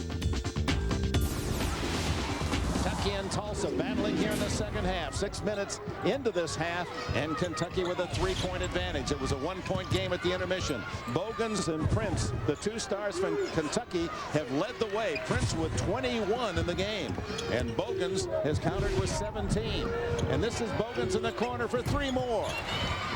Swanson battles, collects the rebound at 5'10". To Reed, another 5'10" guard. Ledoux just in, gets Prince off his feet, can't hit the banker, and the foul on Ledoux as Bogans had position on him.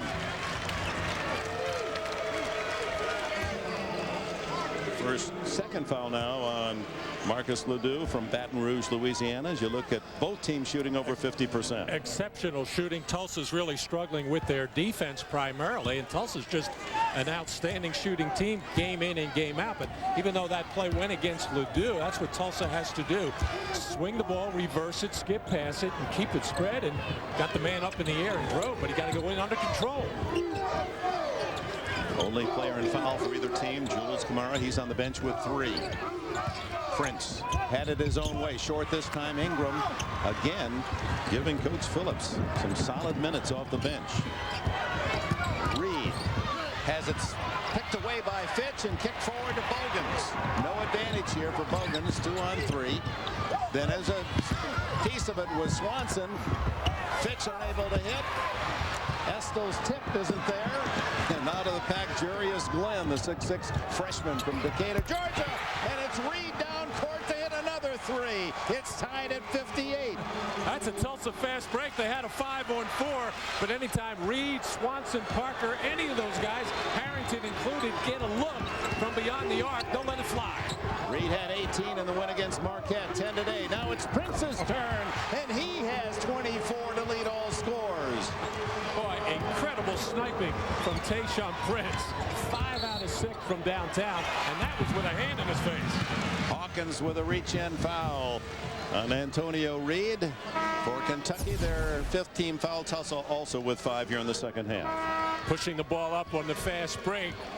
Antonio Reed stopping, setting himself, and then Tayshaun Prince. Last time he had the ball, went inside, couldn't get it done. He was being guarded by a man somewhat close to his size. Figured, hey, I'm so hot from the outside, go out there. But that shot was challenged. There's Reed again. Not this time. Glenn up high for the rebound and the foul. No traveling is the call. Bogan's defense forcing the extra step. The crowd doesn't like it. Felt there was some contact on the play. There was. And that's why, if there was a shuffling of the feet, that's why. Levens is in for Hawkins now. Hawkins with 3 fouls. He and Kamara being rested by Tubby Smith. Hayes and Ingram. And Hayes fouled by Glenn, who came over to help out. Good-looking freshman, isn't he, this? Yeah. Chuck Hayes. Ingram's second foul. And a reminder, Monday, an all-new Late Show with David Letterman. Don't miss Arizona Senator John McCain. Musical guest will be White Stripes. Then Tuesday, Dave welcomes Jon Stewart. It's all on CBS. A good thing about a player like Chuck Hayes is he doesn't need the basketball to help his team at the offensive end. Plays nicely off the ball. There's his father, stands. And looks to get to the offensive boards. When he does get a touch inside, he has shown a nice soft touch. And he's a good free throw shooter, 76% on the season. Timeout, 11:54 remaining, second half.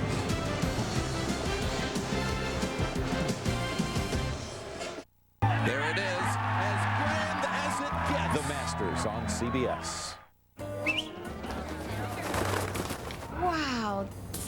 That is so cool. Can he do it again? Sure. Go get one, boy. Okay, so where does he get him? Yeah. I don't know. Get down!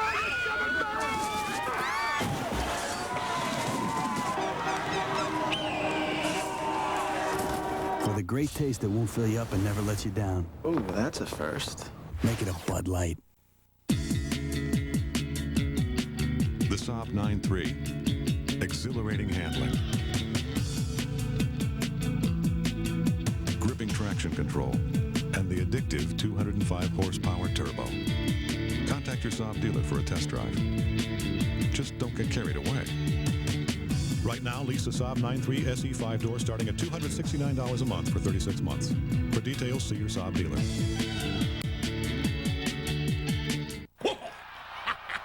Yo, Terry. What is it, Alf? This buffet has no worms. It's uncivilized. Well, then try something else. Oh, hey. Not my dollar, you overgrown throw rug. I thought a dollar had no value. Well, it does if you dial 10-10-220. All calls up to 20 minutes or 99 cents. Get out of town. Yeah, and 7 cents a minute after 20. All right, no dollars. Got any cats? No. Furball. Jealous? Dial 10-10-220. Your duty today is personal courage. Biggest fear is climbing down. Life's a scary thing for me. Today, Richard climbs Victory Tower. Once you get to the top, the view, breathtaking. Especially if you're terrified of heights. Log on and see if courage conquers fear. Only at GoArmy.com.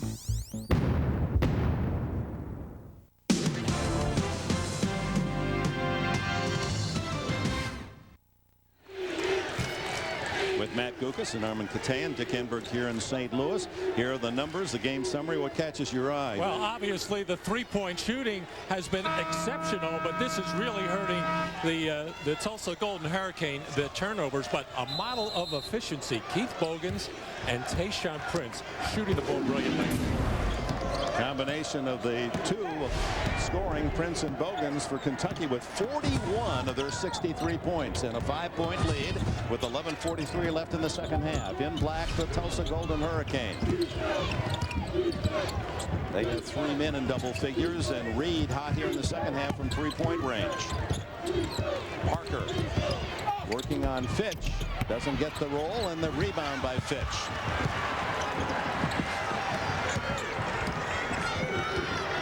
Fitch and Blevins, new backcourt for Kentucky from the starters with Hawkins out.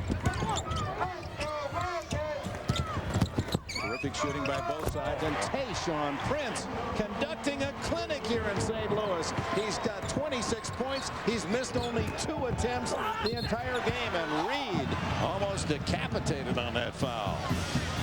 Prince is 10 for 12 in the game. It just doesn't get any better than that, as Tayshaun Prince got started off in this game with a little lob pass inside against the smaller Greg Harrington. Got an easy little lay-in, and it has been all gravy for him after that. Everything he puts up has looked good, playing with a great deal of confidence right now. And this is the juncture in the first half when Tubby Smith went to almost a complete second unit. It was a complete second unit, very ineffective, but so far in this one, he is keeping Bogans and Prince out on the floor. Starter Greg Harrington returns for Tulsa, replacing Ledoux. Reed, a good free throw shooter, 75%, misses the first. 18 against Marquette, 10 here versus Kentucky today. It's 65-59 with 11 to go.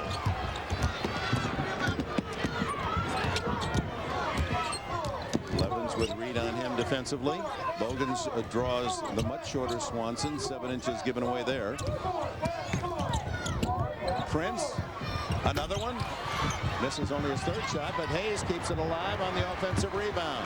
The amazing thing about all this, with the incredible shooting that we're seeing from the Kentucky Wildcats, Tulsa is still hanging around. Kentucky can't really get a lot of separation until now.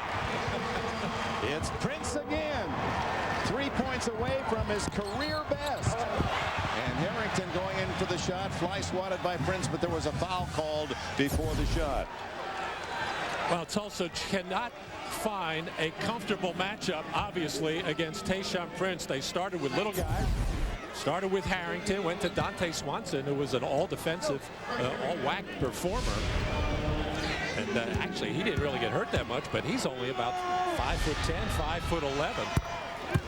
Greg Harrington, the senior, the only really senior contributor on this Tulsa team, so they're going to be tough again next year. Says he wants to be a coach someday. Basketball is love. He's going to stay with the sport. Hits them both, has 9 in the game. 67-61, the Kentucky lead. Wake and Oregon also in a tough battle, a 2-point game. That'll be a charge as Ingram held his ground. And the second foul on Fitch. Good job by Big Jack Ingram, making his presence felt. Made a good defensive play earlier on a steal. That time stepping into the lane. There he is, stepping up. Little lean in, but certainly there in plenty of time. 9th team foul on Kentucky, so the next one will send Tulsa into the double bonus, and the next Tulsa foul will be their 7th, and Kentucky will be in the 1-1. Kevin Johnson, leading scorer for Tulsa, back in the game, and a hold is a call against Bogans, who didn't like it. That's his 3rd. Some of the Kentucky fans disapproving. Double bonus for Tulsa as Parker goes to the line. Well, the game plan for Tulsa coming in was to go inside to Kevin Johnson, see what he could get done in and around the basket. He produced early in the first half, and then other than that, spread the floor as much as possible to get some driving lanes against the bigger, they're not that much slower, but the bigger, stronger Kentucky team. It has not worked as well as I'm sure John Phillips would have liked to this point. Parker, only a 60% free throw shooter, hits 1 out of 2. Kentucky's lead at 5. The Golden Hurricane down 5, 9:45 to play, 67-62. The Wildcats are in control right now. Meanwhile, in the Midwest, second round, Wake Forest and Oregon. It's a 2-point game, 7:45 to play. Let's go to Sacramento. Ian Eagle and Jim Spanarkel with the action.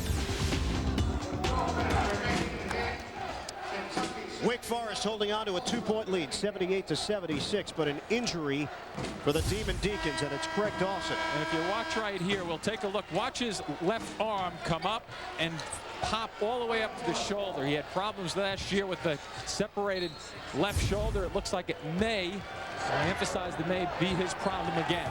Dawson missed the NCAA tournament last season because of the injury that he suffered in the ACC tournament.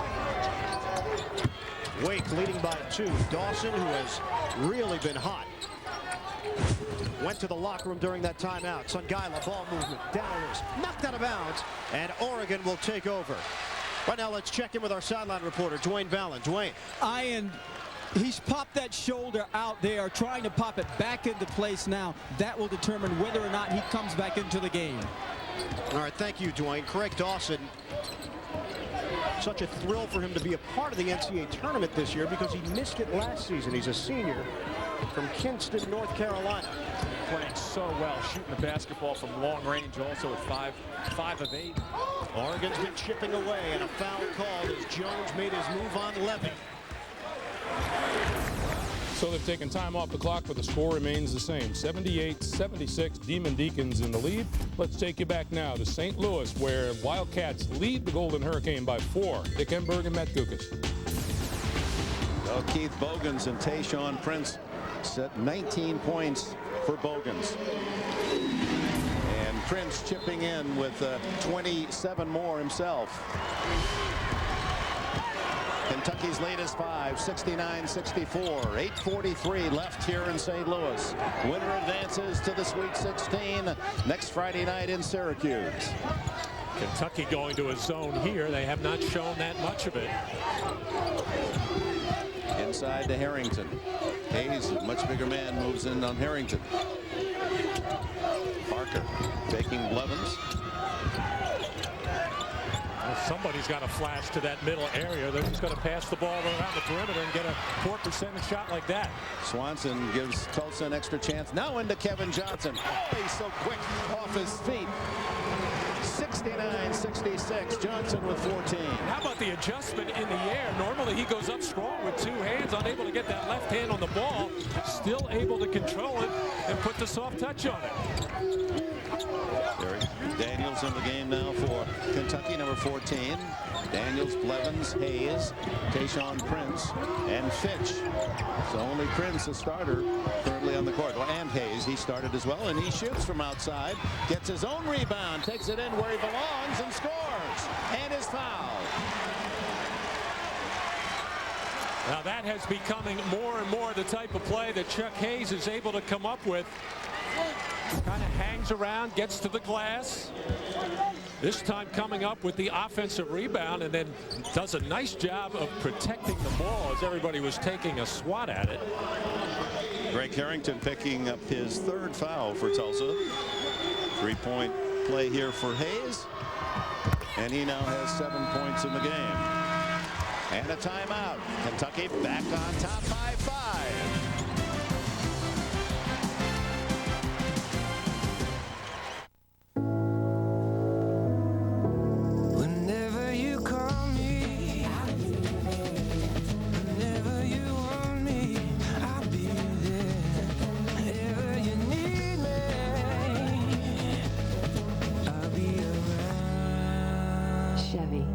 The cars you can depend on. The cars that last. You never have to look too far. Chevy. We'll be there. Always with you. Gina? You know, when I was first hired, we didn't have all these fancy integrated systems. Our sales program wasn't even linked with accounting. Warehouse platform in Chicago wasn't linked to anything, not even shipping. Back then, orders took days. Now they just take hours. Wow, how long have you been working here? Couple of months now. When software quickly connects all your business systems, that's 1 degree of separation. That's business with .NET from Microsoft.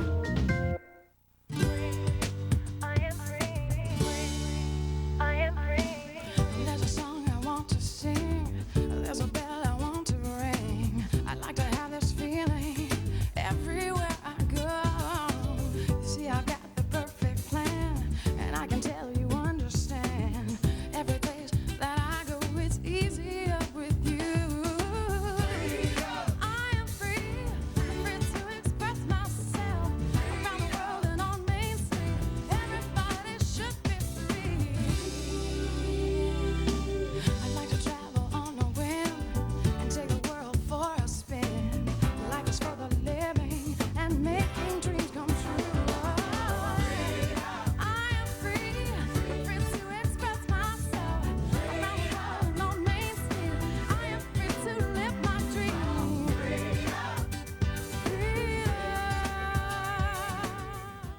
The teams are on the move. South Africa, baby. Stopping only for refreshments. It's like a combination of bleach and mouthwash. All new race Wednesday after Survivor.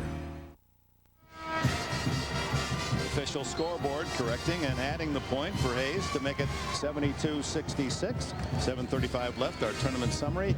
Now, hardly the luck of the Irish, although St. Patty's Day tomorrow. They played tough against Duke. It was even with a minute to go. In fact, Notre Dame led by 7 with 7.5.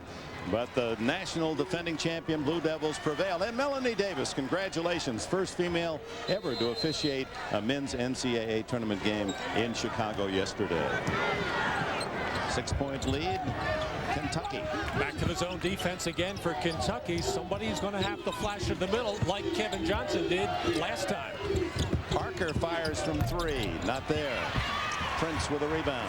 You don't mind a three-point shot because this team shoots it so well, but you would prefer that it would come on like a draw and kick or an inside-out type of play where you get a better rhythm to your shot. Levens, Reed, guarding him inside to Prince. He's fouled. He scores again. Tayshaun Prince, what a game today. The foul is on Parker. On the last 4 or 5 possessions, little Dante Swanson at 5'10" has been guarding Prince and has actually been fortunate because Prince has been unable to get the ball. You had to feel in that last timeout that Tayshaun Prince said, hey, I got a midget on me, get the ball inside. But don't sell Dante Swanson short. He is a 2-time first-team all-defender in the WAC. And, of course, he's more known for his three-point shooting. Tops in the nation at 50%. That foul will be on Hayes as Prince with a chance to equal his tournament high and career high, 31 points. Is 12 for 15. No way that Tulsa been able to defend stop Tayshaun Prince, showing you why he will draw some All-America votes. Was voted 3rd team All-America by AP. We were talking to John Phillips yesterday, and he knew that it was going to be a tough matchup. He was trying to put a positive spin on it by saying, yeah, but it's a tough matchup for them because somebody, and Prince is going to have to guard one of our perimeter players, presumably Greg Harrington, but Harrington really hasn't taken advantage of it when they've been going against man-to-man defense. Kevin Johnson hits both free throws. He has 16 points to lead the Golden Hurricane. 74-68. The Wildcats of Kentucky under 7 to go.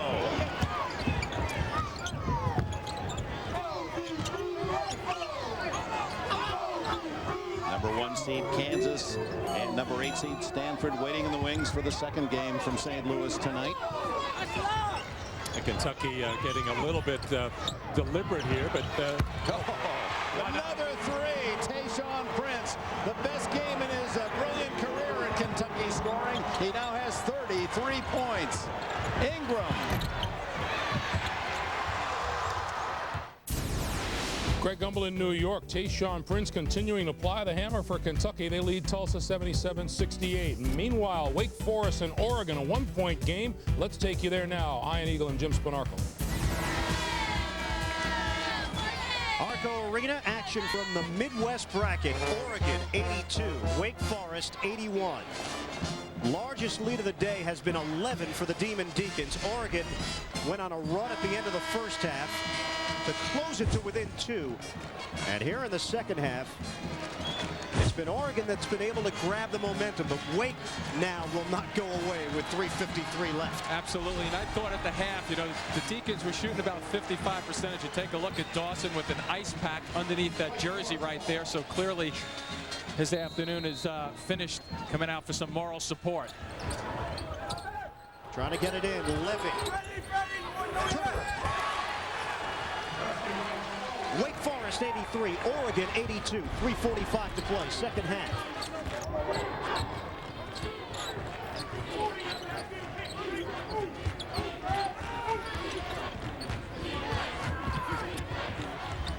Has 28, he knocks down another tray.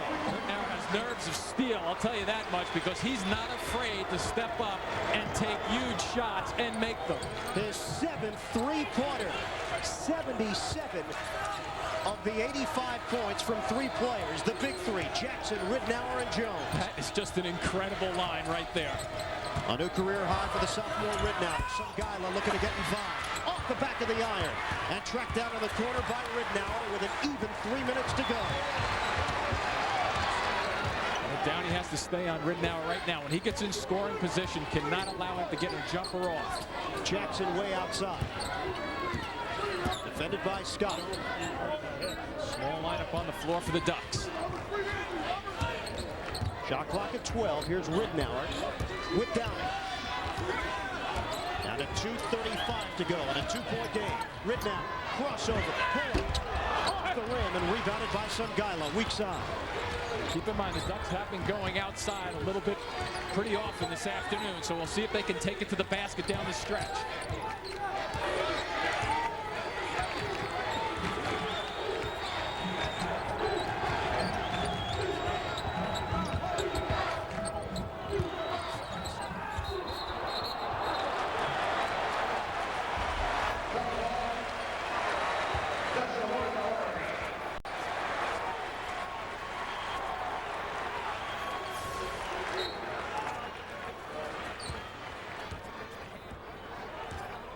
Right into his hands. Good work by the officials making the correct call. Major injury problems now for Wake Forest. We told you about Dawson. Howard's not 100%. Steve Lepore is out as well.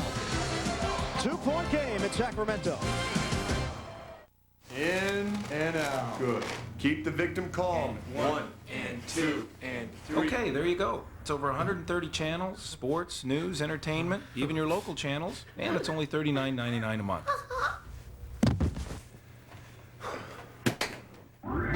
Just $39.99 a month. Over 130 channels of DirecTV programming, even your local ones. Now get a DirecTV system for $49 or less, installed. So it was the digital music that... Yeah. The Oregon Ducks looking to go on a tournament run, just like they did back in 1939. You're going to have to trust us. This is actual Ducks video. We didn't recreate this in the back here. Oregon won the national title 1939. Rear Admiral John Dick. Dwayne Ballin, our sideline reporter, had a chance to talk to him 2 days ago. Asked him what he remembered most about the championship game. He said, "We won." Jones off the back of the iron, off the off-balance delivery. After the timeout, they were clearly trying to get it in Jones's hands. Trying to find some guy if they can at the Wake Forest end. Hicks will swing it for Downey. A minute 32 left. The matchup defense has been giving the Wake Forest Demon Deacons some problems. Jump shot. Hicks. No good. Sungila badly. And it leaks out to Lever. Oregon taking its time. A minute 15 and counting. Sometimes this takes you out of your rhythm at the offensive end, both teams. Ridnour, it's been a career day. Jackson with 15 to shoot. And even 1 minute to go. Jackson makes his move. Pull up. Off the rim. Knocked upstairs. Sungila controls it. And he went down hard. A foul called on Jones.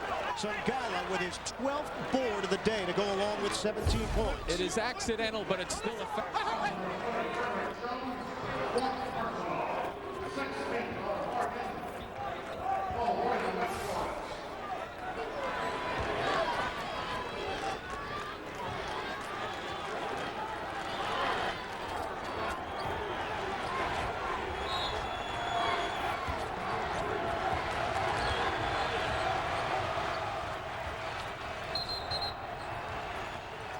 15. Wow, this one has been fun. The ending is coming up. On March 22nd, only he can meet his old enemies. They're no longer top of the food chain. Our forces are ready to fight. You've been taking orders from me to fight a new breed of terror. Daywalker. Wesley Snipes. Do not know who you are messing with! Blade 2. Rated R. Starts Friday, March 22nd.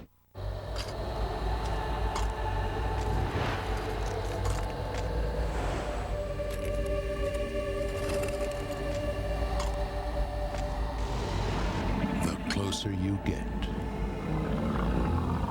the more extreme it gets. The most extreme V-twins on the planet.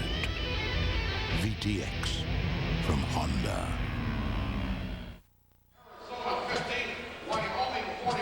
Look at our game reset. Oregon leading by 2. 51 seconds left to go. You see the timeout situation. A team fouls. Possession arrow favors Wake.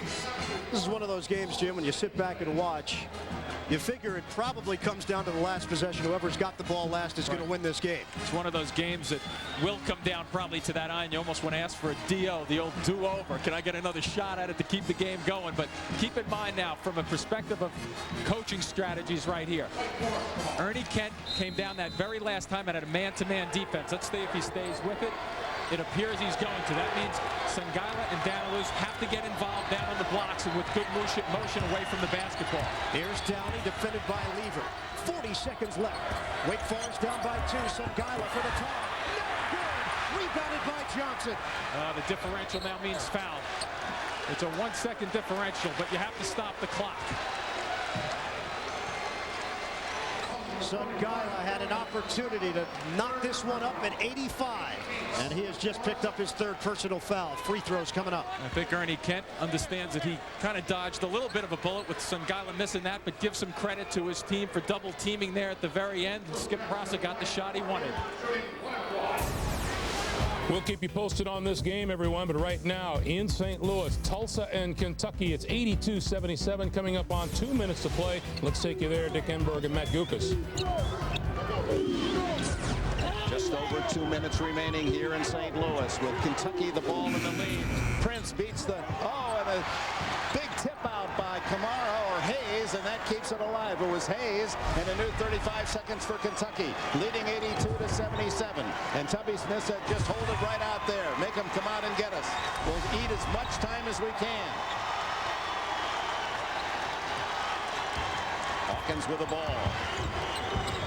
The big thing Kentucky wants to do is just make sure they get a decent shot and then have transition defense and don't give up an open 3. And of course, Tulsa's going to look to push it, and they'll be firing those triples.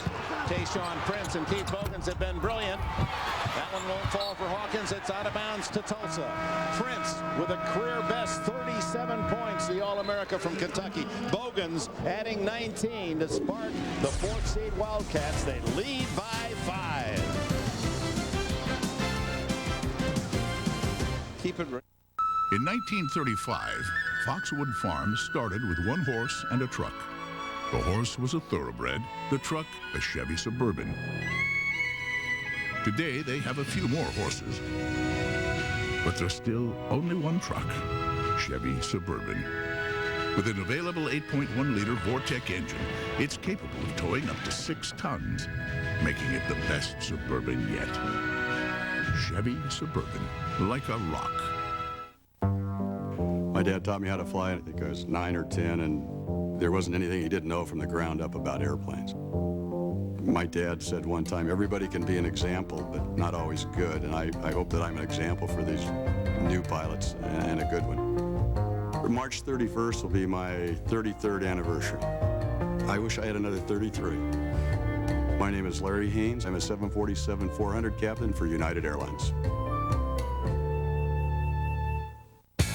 We weren't technically a garage band since we practiced in a barn. We still make a lot of noise, only now it's on the phone. Introducing AT&T Unlimited. Luckily, I pay one flat rate and we talk till we're hoarse. $19.95 a month for unlimited long-distance calls to any AT&T residential long-distance customer. Call all you want, whenever you want, and never watch the clock. I love them, but I'm not going to pay a lot to listen to them. Nobody ever did. Call 1-800-REACH-OUT to enroll. You wanted to see me? Did you cook my steak? Yeah. You are Awesome! For a great steak, Would you sign my belly? head to Applebee's Steak Stampede. Eating good in the neighborhood. Why do I rent from Enterprise? For more cargo room, more people room, or more headroom. Enterprise. So easy, it's like having a second car. Or third. Pick Enterprise. We'll pick you up. Back with our game reset here in St. Louis. 1:21 left. Kentucky by 5. Tulsa with the ball. And, of course, with that three-point shooting firepower, is still a threat with a minute 21 to go in their other brackets. Tulsa, Kentucky here in the Eastern bracket will meet Maryland, Wisconsin in the Sweet 16. That winner next Friday night in Syracuse. Here come the Golden Hurricane. They've got 4 excellent three-point shooters on the floor. And with 3 timeouts left, if they score, they can stop the clock, but I don't know if they want to, because Kentucky really right now, for the most part, other than Chuck Hayes, all poor free throw shooters out there, or at least under 70%. Harrington for 3, and he hits the captain, the senior from Tulsa's Golden Hurricane, and it's 82-80. Kentucky led by 11 at the 6-minute mark. And you don't need a foul here. All you have to do is play solid defense. You'd like to keep the ball out of the hands of Tayshaun Prince if you're Tulsa. Hawkins off to Hayes and back out to Fitch. 15 on the shot clock. 35 left in the game. 35 seconds. Down to 9. Prince. Davis on him. Prince takes him to the basket. No basket, but a foul as Davis, trying to stop him, got a piece of the arm. His second. Greg Harrington, the hero in the Marquette win, hitting the big shot with 14 seconds to go, bringing his team within 2 here on his 14th point of the night. Timeout call, 25 seconds left. Kentucky will be at the line when we return.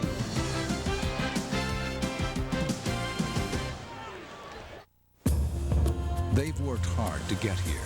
Persistence, performance, strength. It all paid off. So how do achievers secure their future? They do what nearly 2/3 of the Fortune 500 do. They put their confidence in the Pacific Life family of companies. With over 130 years of experience and $340 billion in managed assets, secure your course in life. Rely on the strength of Pacific Life. 82-80 Kentucky. 25 seconds left. Plenty of timeouts both sides. Both teams in the double bonus, and Kentucky with the arrow as Tayshaun Prince, who has made 14 shots today. The rest of the Wildcats have 14. As Prince carrying this team on his All-America shoulders, looking for his 38th point. He's not a brilliant free throw shooter. 69% on the season, 3 out of 5 today. Big there. A 3-point lead. Tulsa fans hoping for a miss here to be within a 3-point shot to tie. And Tulsa going the other way, no matter what the situation, doesn't necessarily need to fire away the 3. They should attack the basket first. And Tayshaun Prince, what a showcase game for this senior rather. Came back to Kentucky after considering leaving a year ago. 39 points, his previous high 31. 4 capable 3-point shooters, but all 4 of them capable of taking the ball to the basket to create either an easy 2 or a kick out. It's Johnson inside, a rare miss for him, rebound, and Fitch is fouled. 16 seconds left as they go to the other end. Fitch will get 2 shots. Kevin Johnson, one of the few misses for him in this game. He is usually so efficient around the basket. Looked like the ball just kind of floated out of his hands. Couldn't get the follow-up there either. Well, you play, you practice for hours and days and months, and it comes down to the final seconds, and one will continue. And that very expression, how sweet it is to go to the 16s, and for the others, it's over. And you're talking about seniors in this situation. Greg Harrington has been the heart, the soul, the guts of this Tulsa team, and a senior leader and a winner for John Phillips. Kentucky timeout, 5-point lead.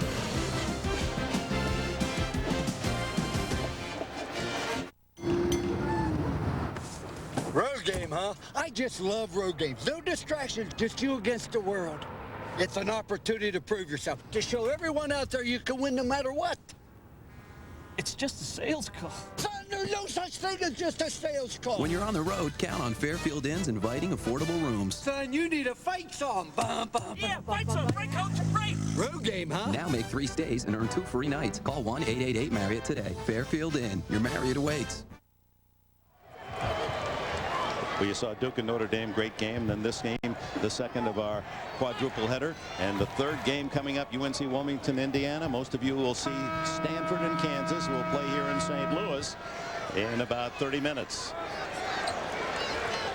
Tulsa has a couple timeouts left with 16 seconds remaining and down by 5. Reed can get it into the offensive end in a hurry. Here he comes. They let him take the shot. He scores. Timeout. It took about 6 seconds for Reed to cut Kentucky's lead to 3. Full timeout for Tulsa. 10 seconds to go.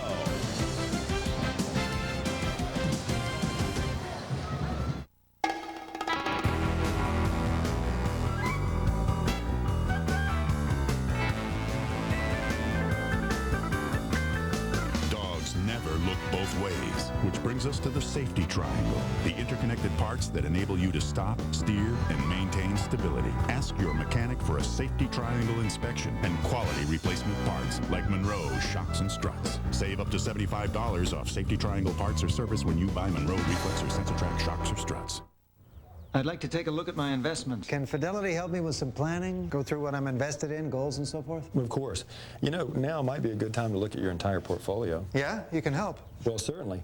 With Fidelity Portfolio Review, we can help you draw a complete picture. Really? Sure. Fidelity and non-Fidelity accounts, IRAs, 401k, stocks, mutual funds, even the effects of taxes. How do we start? Well, we meet in person or over the phone. That's great. Let's get rolling. For a free review of your portfolio, call 1-800-FIDELITY.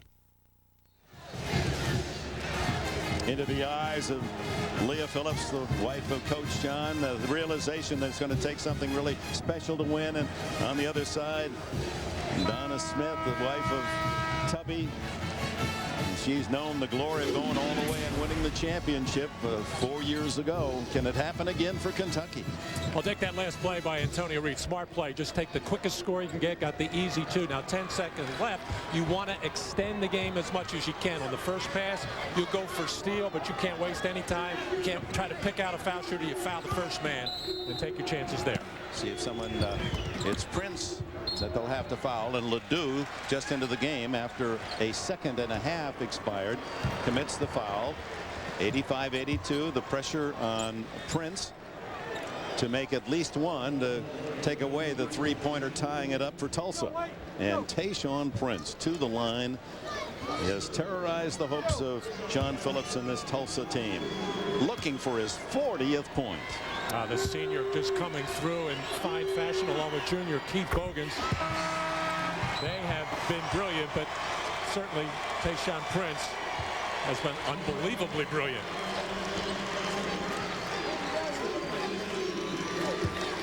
So a 4-point lead. And the Kentucky fans can taste a big victory now. And the only thing that can hurt Kentucky here is committing some kind of a foul. That makes it 5 points, 41 of them belonging to Tayshaun Prince. Swanson has to force the 3. Recovered by Prince. He throws it up. When it comes down, Kentucky will advance to the Sweet 16. Tubby Smith's Cats defeat a tough Tulsa team, 87-82. Tayshaun Prince with 41, Bogans with 19 to lead Kentucky to Syracuse in the round of 16. And there they'll meet either Maryland or Wisconsin. They'll play tomorrow. Chevrolet's players of the game: Antonio Reed, the little guard for Tulsa, with 18 points. And Tayshaun Prince, who else? A magnificent game by Prince. 41 points, 9 rebounds for the senior from Compton, California. Kentucky advances, and we go to New York and Greg Gumbel. All right, Dick Enberg, thank you very much. Kentucky advances on to play in Syracuse. Meanwhile, in Albuquerque, New Mexico, at the pit, Wyoming and the Arizona Wildcats. Under a minute to play. Let's go there. Gus Johnson and Dan Bonner calling. 64-59. Arizona with under a minute to play. Marcus Bailey at the line, shooting one. Bailey and Davis have kept Arizona in it in the second half, but it's been Channing Frye and Luke Walton who have helped Arizona withstand the run. And here comes the substitute. It's Dante Richardson. And the game summary: everything pretty even, but the Cowboys have been sloppier with the basketball. 59 seconds to go. Arizona by 4. Here comes a trap. Gardner dribbling. And a foul on Davis. And the bracket here in the West. The winner of this game will take on the winner of Xavier, Oklahoma. That's a good job by Arizona to get the ball into the hands of Gardner. We mentioned Walton is their worst free throw shooter of the guys out there at 67%, but Gardner's 80. And he misses, tapped around, rebounded by the Cats. And how many times in this second half have we seen that happen? Channing Frye either getting the rebound or getting the tap on the rebound when Arizona has missed a crucial shot. Channing Frye, great game. And Frye on the afternoon with 18 points and 11 rebounds. 6 of 10 from the field. And Josh Davis has fouled out of this game. He leaves with 17 points, 11 rebounds. He was 6 of 7 in the second half of play.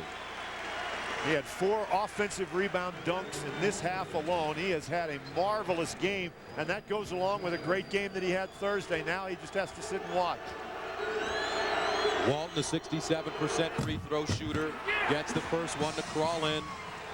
And now, barring a 4-point play, we have a 2-possession game.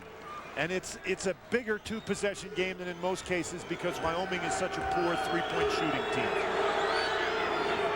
Walton good on the second. Here comes Straight. Time running out on the Cowboys season. Bailey changes directions down the lane. The runner won't go, and Gardner comes up with the rebound. And that should do it. 30.3 to go. Arizona heading to the line, up by 6.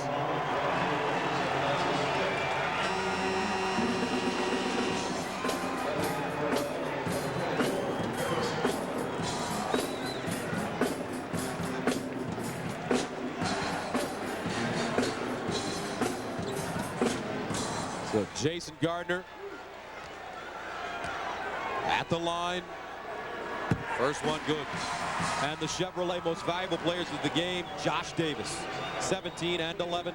And Channing Frye, only a freshman, folks, 18 points, 11 rebounds on 6 of 10 shooting. Timeout on the floor. Arizona up by 7.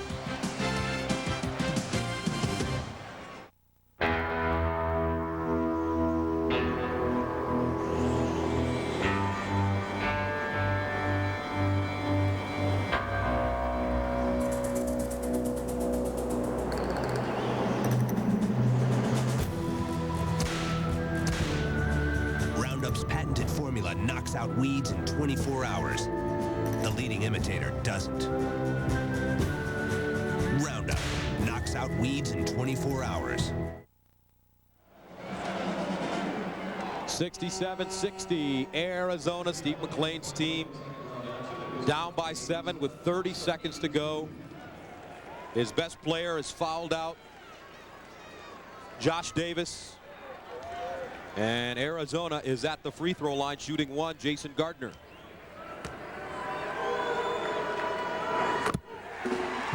Eight-point lead. Straight. Looking for the 3. Bailey. They close on him. That's a nice job defending the 3. That one off to Mark Gardner with the rebound.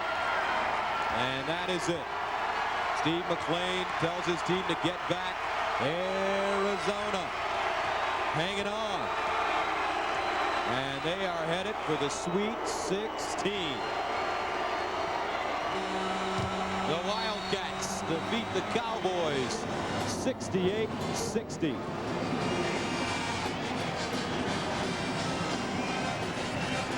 Huge games for Channing Frye and Luke Walton. Walton at 21 and 9. And the bracket in the West. Arizona advancing, knocking off the 11th seeded Cowboys. They await the winner of Xavier, Oklahoma. So for Dan Bonner, Solomon Wilcox, and our entire crew, so long from Albuquerque.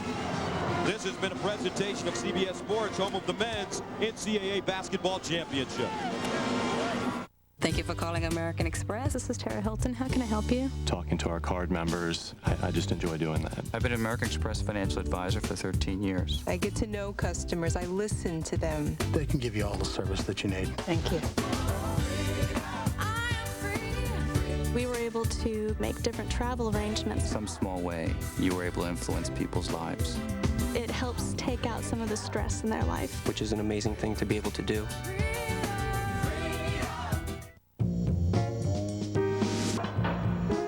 Take all the time you want, folks. We'll take this one in red. Beautiful choice, sir. No, black. Black. That's actually my favorite color.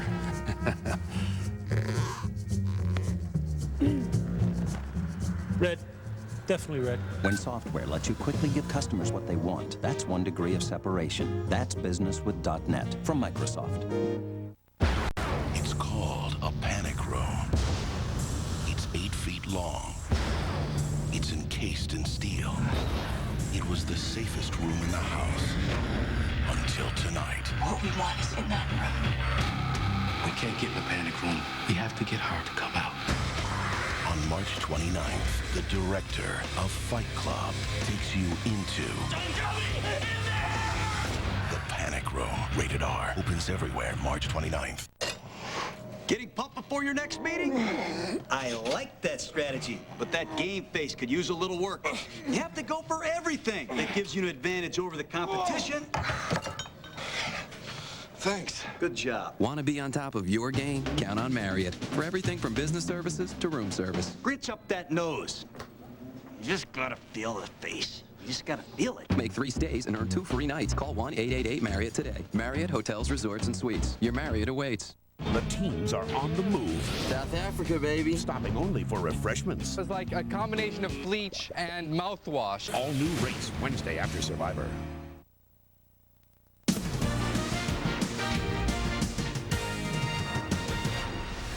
Well, it's a shame we don't have any good basketball coming your way today. Welcome back to our studios, everyone. Greg Gumbel along with Clark Kellogg. What we just saw, first of all, in Albuquerque was the Wildcats advanced to San Jose with an 8-point win over Wyoming. Let's take you back out to the pit. Solomon Wilcox is there with Lute Olson and Luke Walton. Solomon.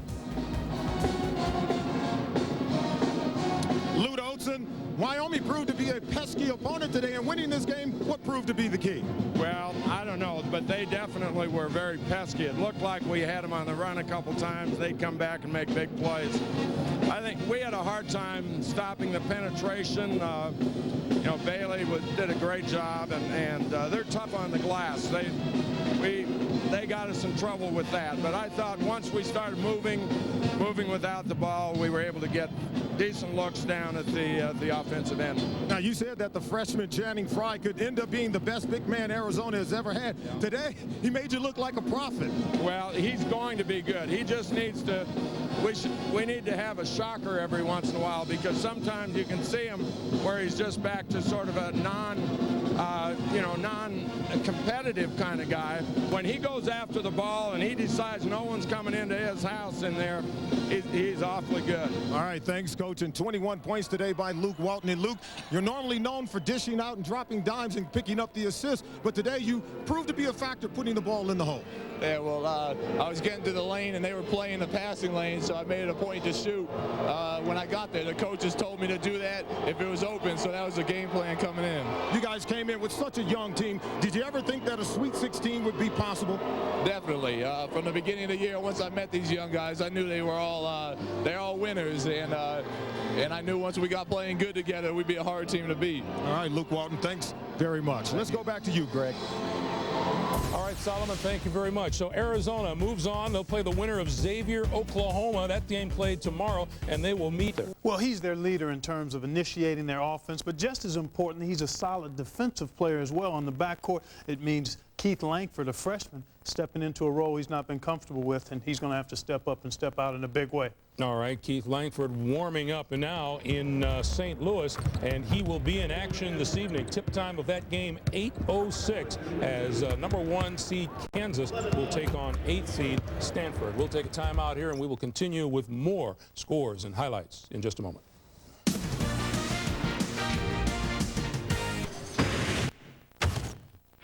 Midas. We do. Hey, Ray, look at this. Wall-to-wall entertainment. You want entertainment, Carl? I'll give you entertainment. Look, Carl, I'm a maniac! Maniac! No argument here. Let's see their entertainment do this. Whoa, Ray, I don't want to see anything do that. Have Blockbuster, the hottest movies guaranteed on DVD, so you'll always find the entertainment you want. That's it, Carl. Shake what your mama gave you. Make it a Blockbuster night.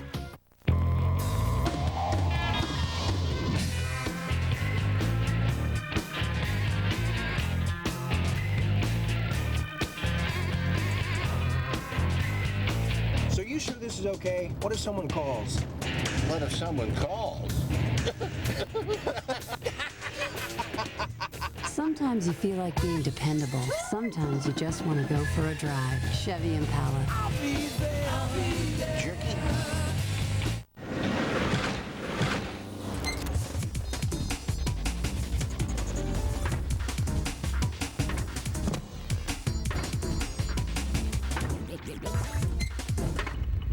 At least his feet are comfortable. Wolverine DuraShocks with new compressor technology. The world's most comfortable boots. Guaranteed. Wolverine boots and shoes. They don't quit.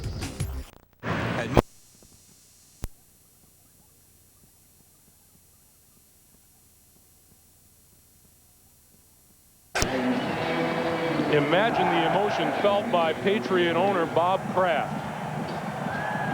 A fan since 1960, a season ticket owner since '71, and the owner of the team since 1994. They're about to move in to a new stadium next season. This stadium, however, just won't die. Bob Kraft is behind the snow there somewhere. Here's the kick. Terry Kirby is brought down at about the 35-yard line. And the Raiders, with 2 timeouts, have the ball at their own 35. Well, with the 2 timeouts, Greg, I think you test the water a little bit here. Maybe you run a draw play or a screen, something real safe, and see if you pick up some big yards. And if you do, you call a timeout and you take a chance to one more good play to give your field goal kicker, Sebastian Janikowski, who could, even in this snow and going in the wind, can still kick it a long way. New England fans will tell you that referee Ben Dreif cost them a playoff game in 1976 against the Oakland Raiders. Out there. And Gannon will take a knee, let the time expire, and we are headed to overtime in Foxborough.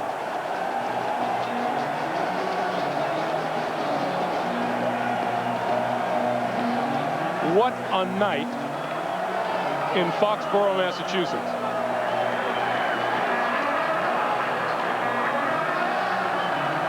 At the end of regulation, Belichick's Patriots, Gruden's Raiders are tied at 13. A lot of big plays in that last drive. Of course, what we thought was a Tom Brady fumble, ruled incomplete pass, and then a very good decision by Tom Brady before the field goal kick. Nobody open down the field. He doesn't take a chance. He pulls it down, picks up a couple yards, and they make the 43-yard field goal. That's a great decision by a second-year quarterback. The coin toss. All right, man, we're going to play an overtime period, which will be timed like the beginning of the game. We'll start with the first quarter. Each team will have 3 timeouts. The first team who scores wins. All right, Oakland, you're the victor. It's here.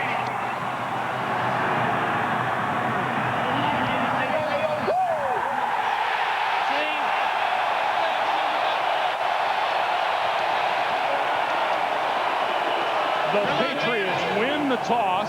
The Raiders take the wind. And here in New England, they've got Tom Brady, they've got overtime, and they have more playoff action in their sights. Post-game show sometime. Jim Nance and company will have a recap of tonight's game and the latest playoff news on the Subway post-game show whenever we wind things down here in snowy Foxborough. You know, Greg, when they had the coin toss, I was wondering if you win it, you kick off and take the win behind you, but the Patriots win the toss. They immediately took it, and the Oakland Raiders, of course, knew, well, let's kick downwind. Janikowski will kick it away. Patrick pass. J.R. Redmond are deep. From about the 11, it's pass. Right side has room to run. Oh, and what a fine tackle made by Terry Kirby, number 42. Let's go down to Armin Catay. Armin. Greg, obviously for all the elation on the sideline of the Patriots, there have just been total despondency and dejection on the side of the Raiders. But John Gruden, as great coaches do, had his fists raised, exhorting his team to get back into this game and pull something out here. Back to you. All right, Armin, thank you. Well, as I look at this Patriots offense, so you go back to the offense that drove you down and gave you a touchdown, the one that gave you a chance to kick that field goal, and it looks like they are. Brady from the shotgun. Line of scrimmage, the New England 34. Brady over the middle, and that's complete, and immediately corralling the receiver is William Thomas. That pass to J.R. Redmond. Well, we're also told by Armin Catay on the field, even though you see the snow blowing a little bit sideways, he says wind is really not a factor on the field, so it should not affect Tom Brady throwing into it. On 2nd and 9, screen pass for Redmond. Redmond bounces off tackler, has a first down and more. Close to the Oakland 40-yard line. 21-yard pickup and a first down. The screen plays have worked well tonight for the New England Patriots. They got the Raiders fooled. Good reaction, though. The Raiders come up. It looks like they're going to make the tackle, but Redmond breaks it and picks up a long gain. These fans have been under constant snowfall. Since 4 this afternoon, they have gotten their money's worth. First down from the 45. Brady looks far side, and that's complete to the tight end, Jermaine Wiggins.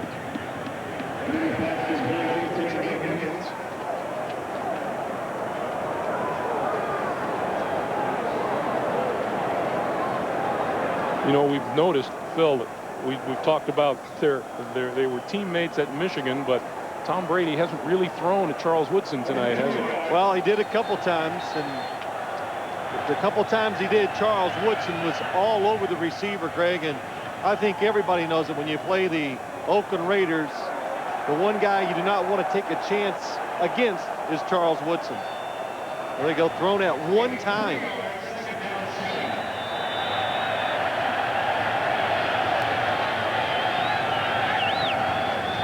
Brady pump fakes and another screen to Redmond, and Redmond bouncing off a tackler again. Reagan Upshaw makes the stop. Boy, Johnny Harris that time, number 37, did a terrific job of coming up and ruining the screen because it was set up. They faked it to the left. We're going to go to the right. Harris destroyed it by coming up and getting rid of the blockers. The scoreboard says the line of scrimmage is the 45, but I think it's more like the 40-yard line, Phil. 3rd and 5. Quick pass. Wiggins, first down. Watch what Tom Brady does on this play. 3rd and 5. He looks to his right real quick, just enough to make the defense move, and it opened up the middle. It let Wiggins just get that extra 2 or 3 yards after the catch. John Gruden told us his toughest loss all season was a trip to Miami where he was beaten on the last play of the game. If he loses this one, I think this would be even tougher. First down from the 34. Brady over the middle, bobbled, and held on to by Wiggins. That one had trouble written all over it. Wiggins surrounded by Oakland defenders.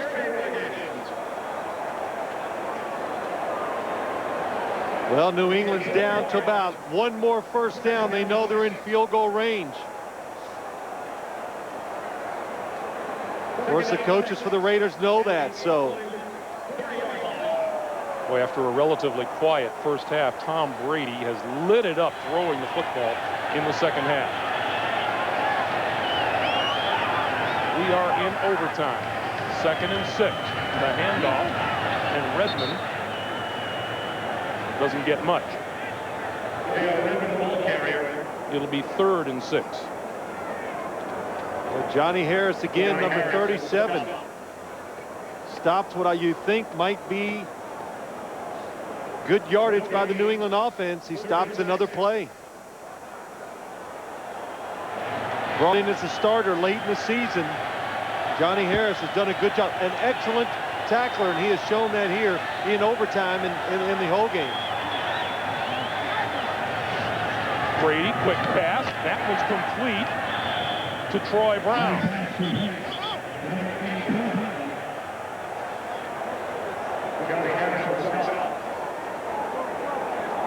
And we'll see where the ball is placed. There's a timeout called for.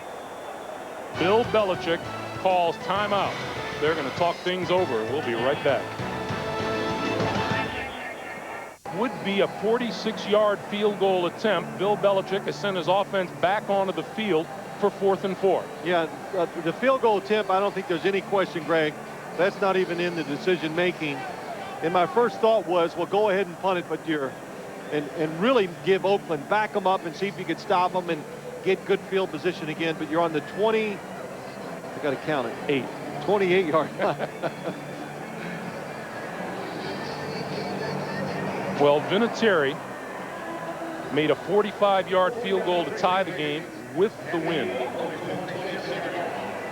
and barely made it through the uprights. Well, what you have to do, the Patriots got to have a play that gives Tom Brady time enough to throw the football in case the Oakland Raiders blitz. A lot of times they're putting so many receivers out. The Raiders blitz, he's throwing a lot of short passes, and they're doing a terrific job of making the tackles right away once the receivers catch it. So keep somebody in, help the pass protection, then you can throw it down the field. 4th and 4.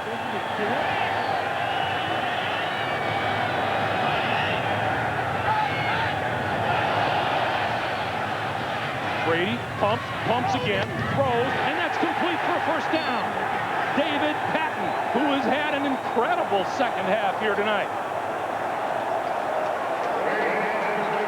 David Patton has made so many catches where he's been on the ground. A couple times he's fallen and gotten back up, made the catch again on the ground. And I'm not sure Tom Brady was throwing to him or the tight end going outside. First down, New England at the Oakland 22. Antoine Smith in the backfield takes the handoff to the 20, to the 18-yard line. The Patriots come into this game on a 6-game winning streak. They've won 8 of their last 9. Boy, Antoine Smith has basically been out the game the whole second half. The Patriots going to the passing game. They brought in J.R. Redmond. Now you bring Antoine Smith in, you think they got to run the football with him. 2nd and 6. Smith changes direction and may have picked up a yard. Marquez Pope and Elijah Alexander on the stop. Well, let's see. I'm going to guess here right now. Keep Antoine Smith in the backfield, fake it to him, and try to throw it to get really close in case you want to go for a field goal attempt. I don't think you can pick up a first down if you run Antoine Smith up the middle. The receivers of choice in the second half have been the tight end Jermaine Wiggins and wide receiver David Patton. 3rd and 5 from the 17. They give it to Smith. Tries the right side. He's going to get a first down inside the 10-yard line. What the Patriots do, they bring in 2 tight ends and they go outside where the 2 tight ends are blocking, and a terrific job. Rod Rutledge, number 83. Look at that block. Mark Edwards, good job getting to the inside, and Johnny Harris misses the tackle on Antoine Smith. 8-yard pickup. 1st and goal from the 8. Make it the 9.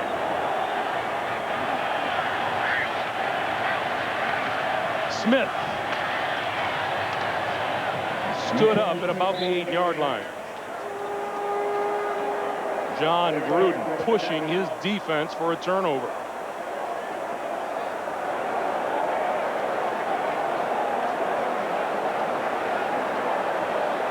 Brady goes all the way over to Bill Belichick for that call. Well, when you see the head coach do that, that means let's make sure we keep it in the middle of the field. Do not risk fumbling the football. Let's see if Brady just falls on it. 14th play of this drive. And Brady off the left side. And onto the field comes Adam Vinatieri. Timeout on the field. Vinatieri goes for the win after this. Vinatieri and his holder, Ken Walter, clearing some space for what appears to be about a 23-yard game-winning field goal attempt.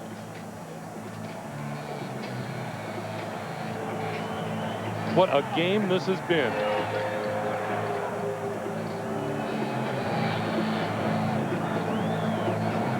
Well, you see John Gruden yelling at his players. He wants to take a timeout.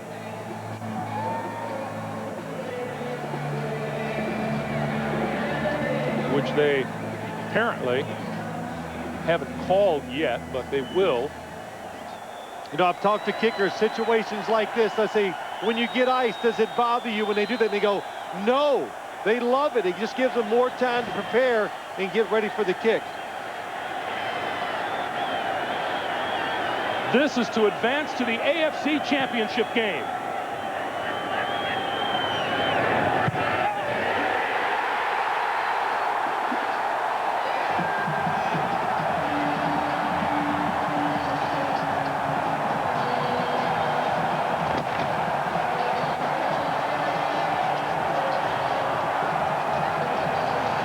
The Patriots win it 16-13 in overtime.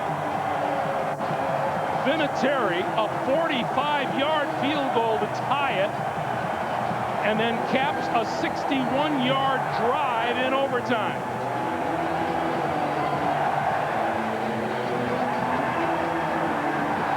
This stadium was supposed to be demolished on the 23rd of December, the day after their last regular season home game. But the Patriots kept winning and have come back here and may come back here yet again, depending on what happens tomorrow. Well, Greg, during the timeout, we saw all the Patriot players out there trying to clear space for Adam Vinatieri to have good footing to kick this game-winning field goal. Tom Brady, now 12-3 as a starter.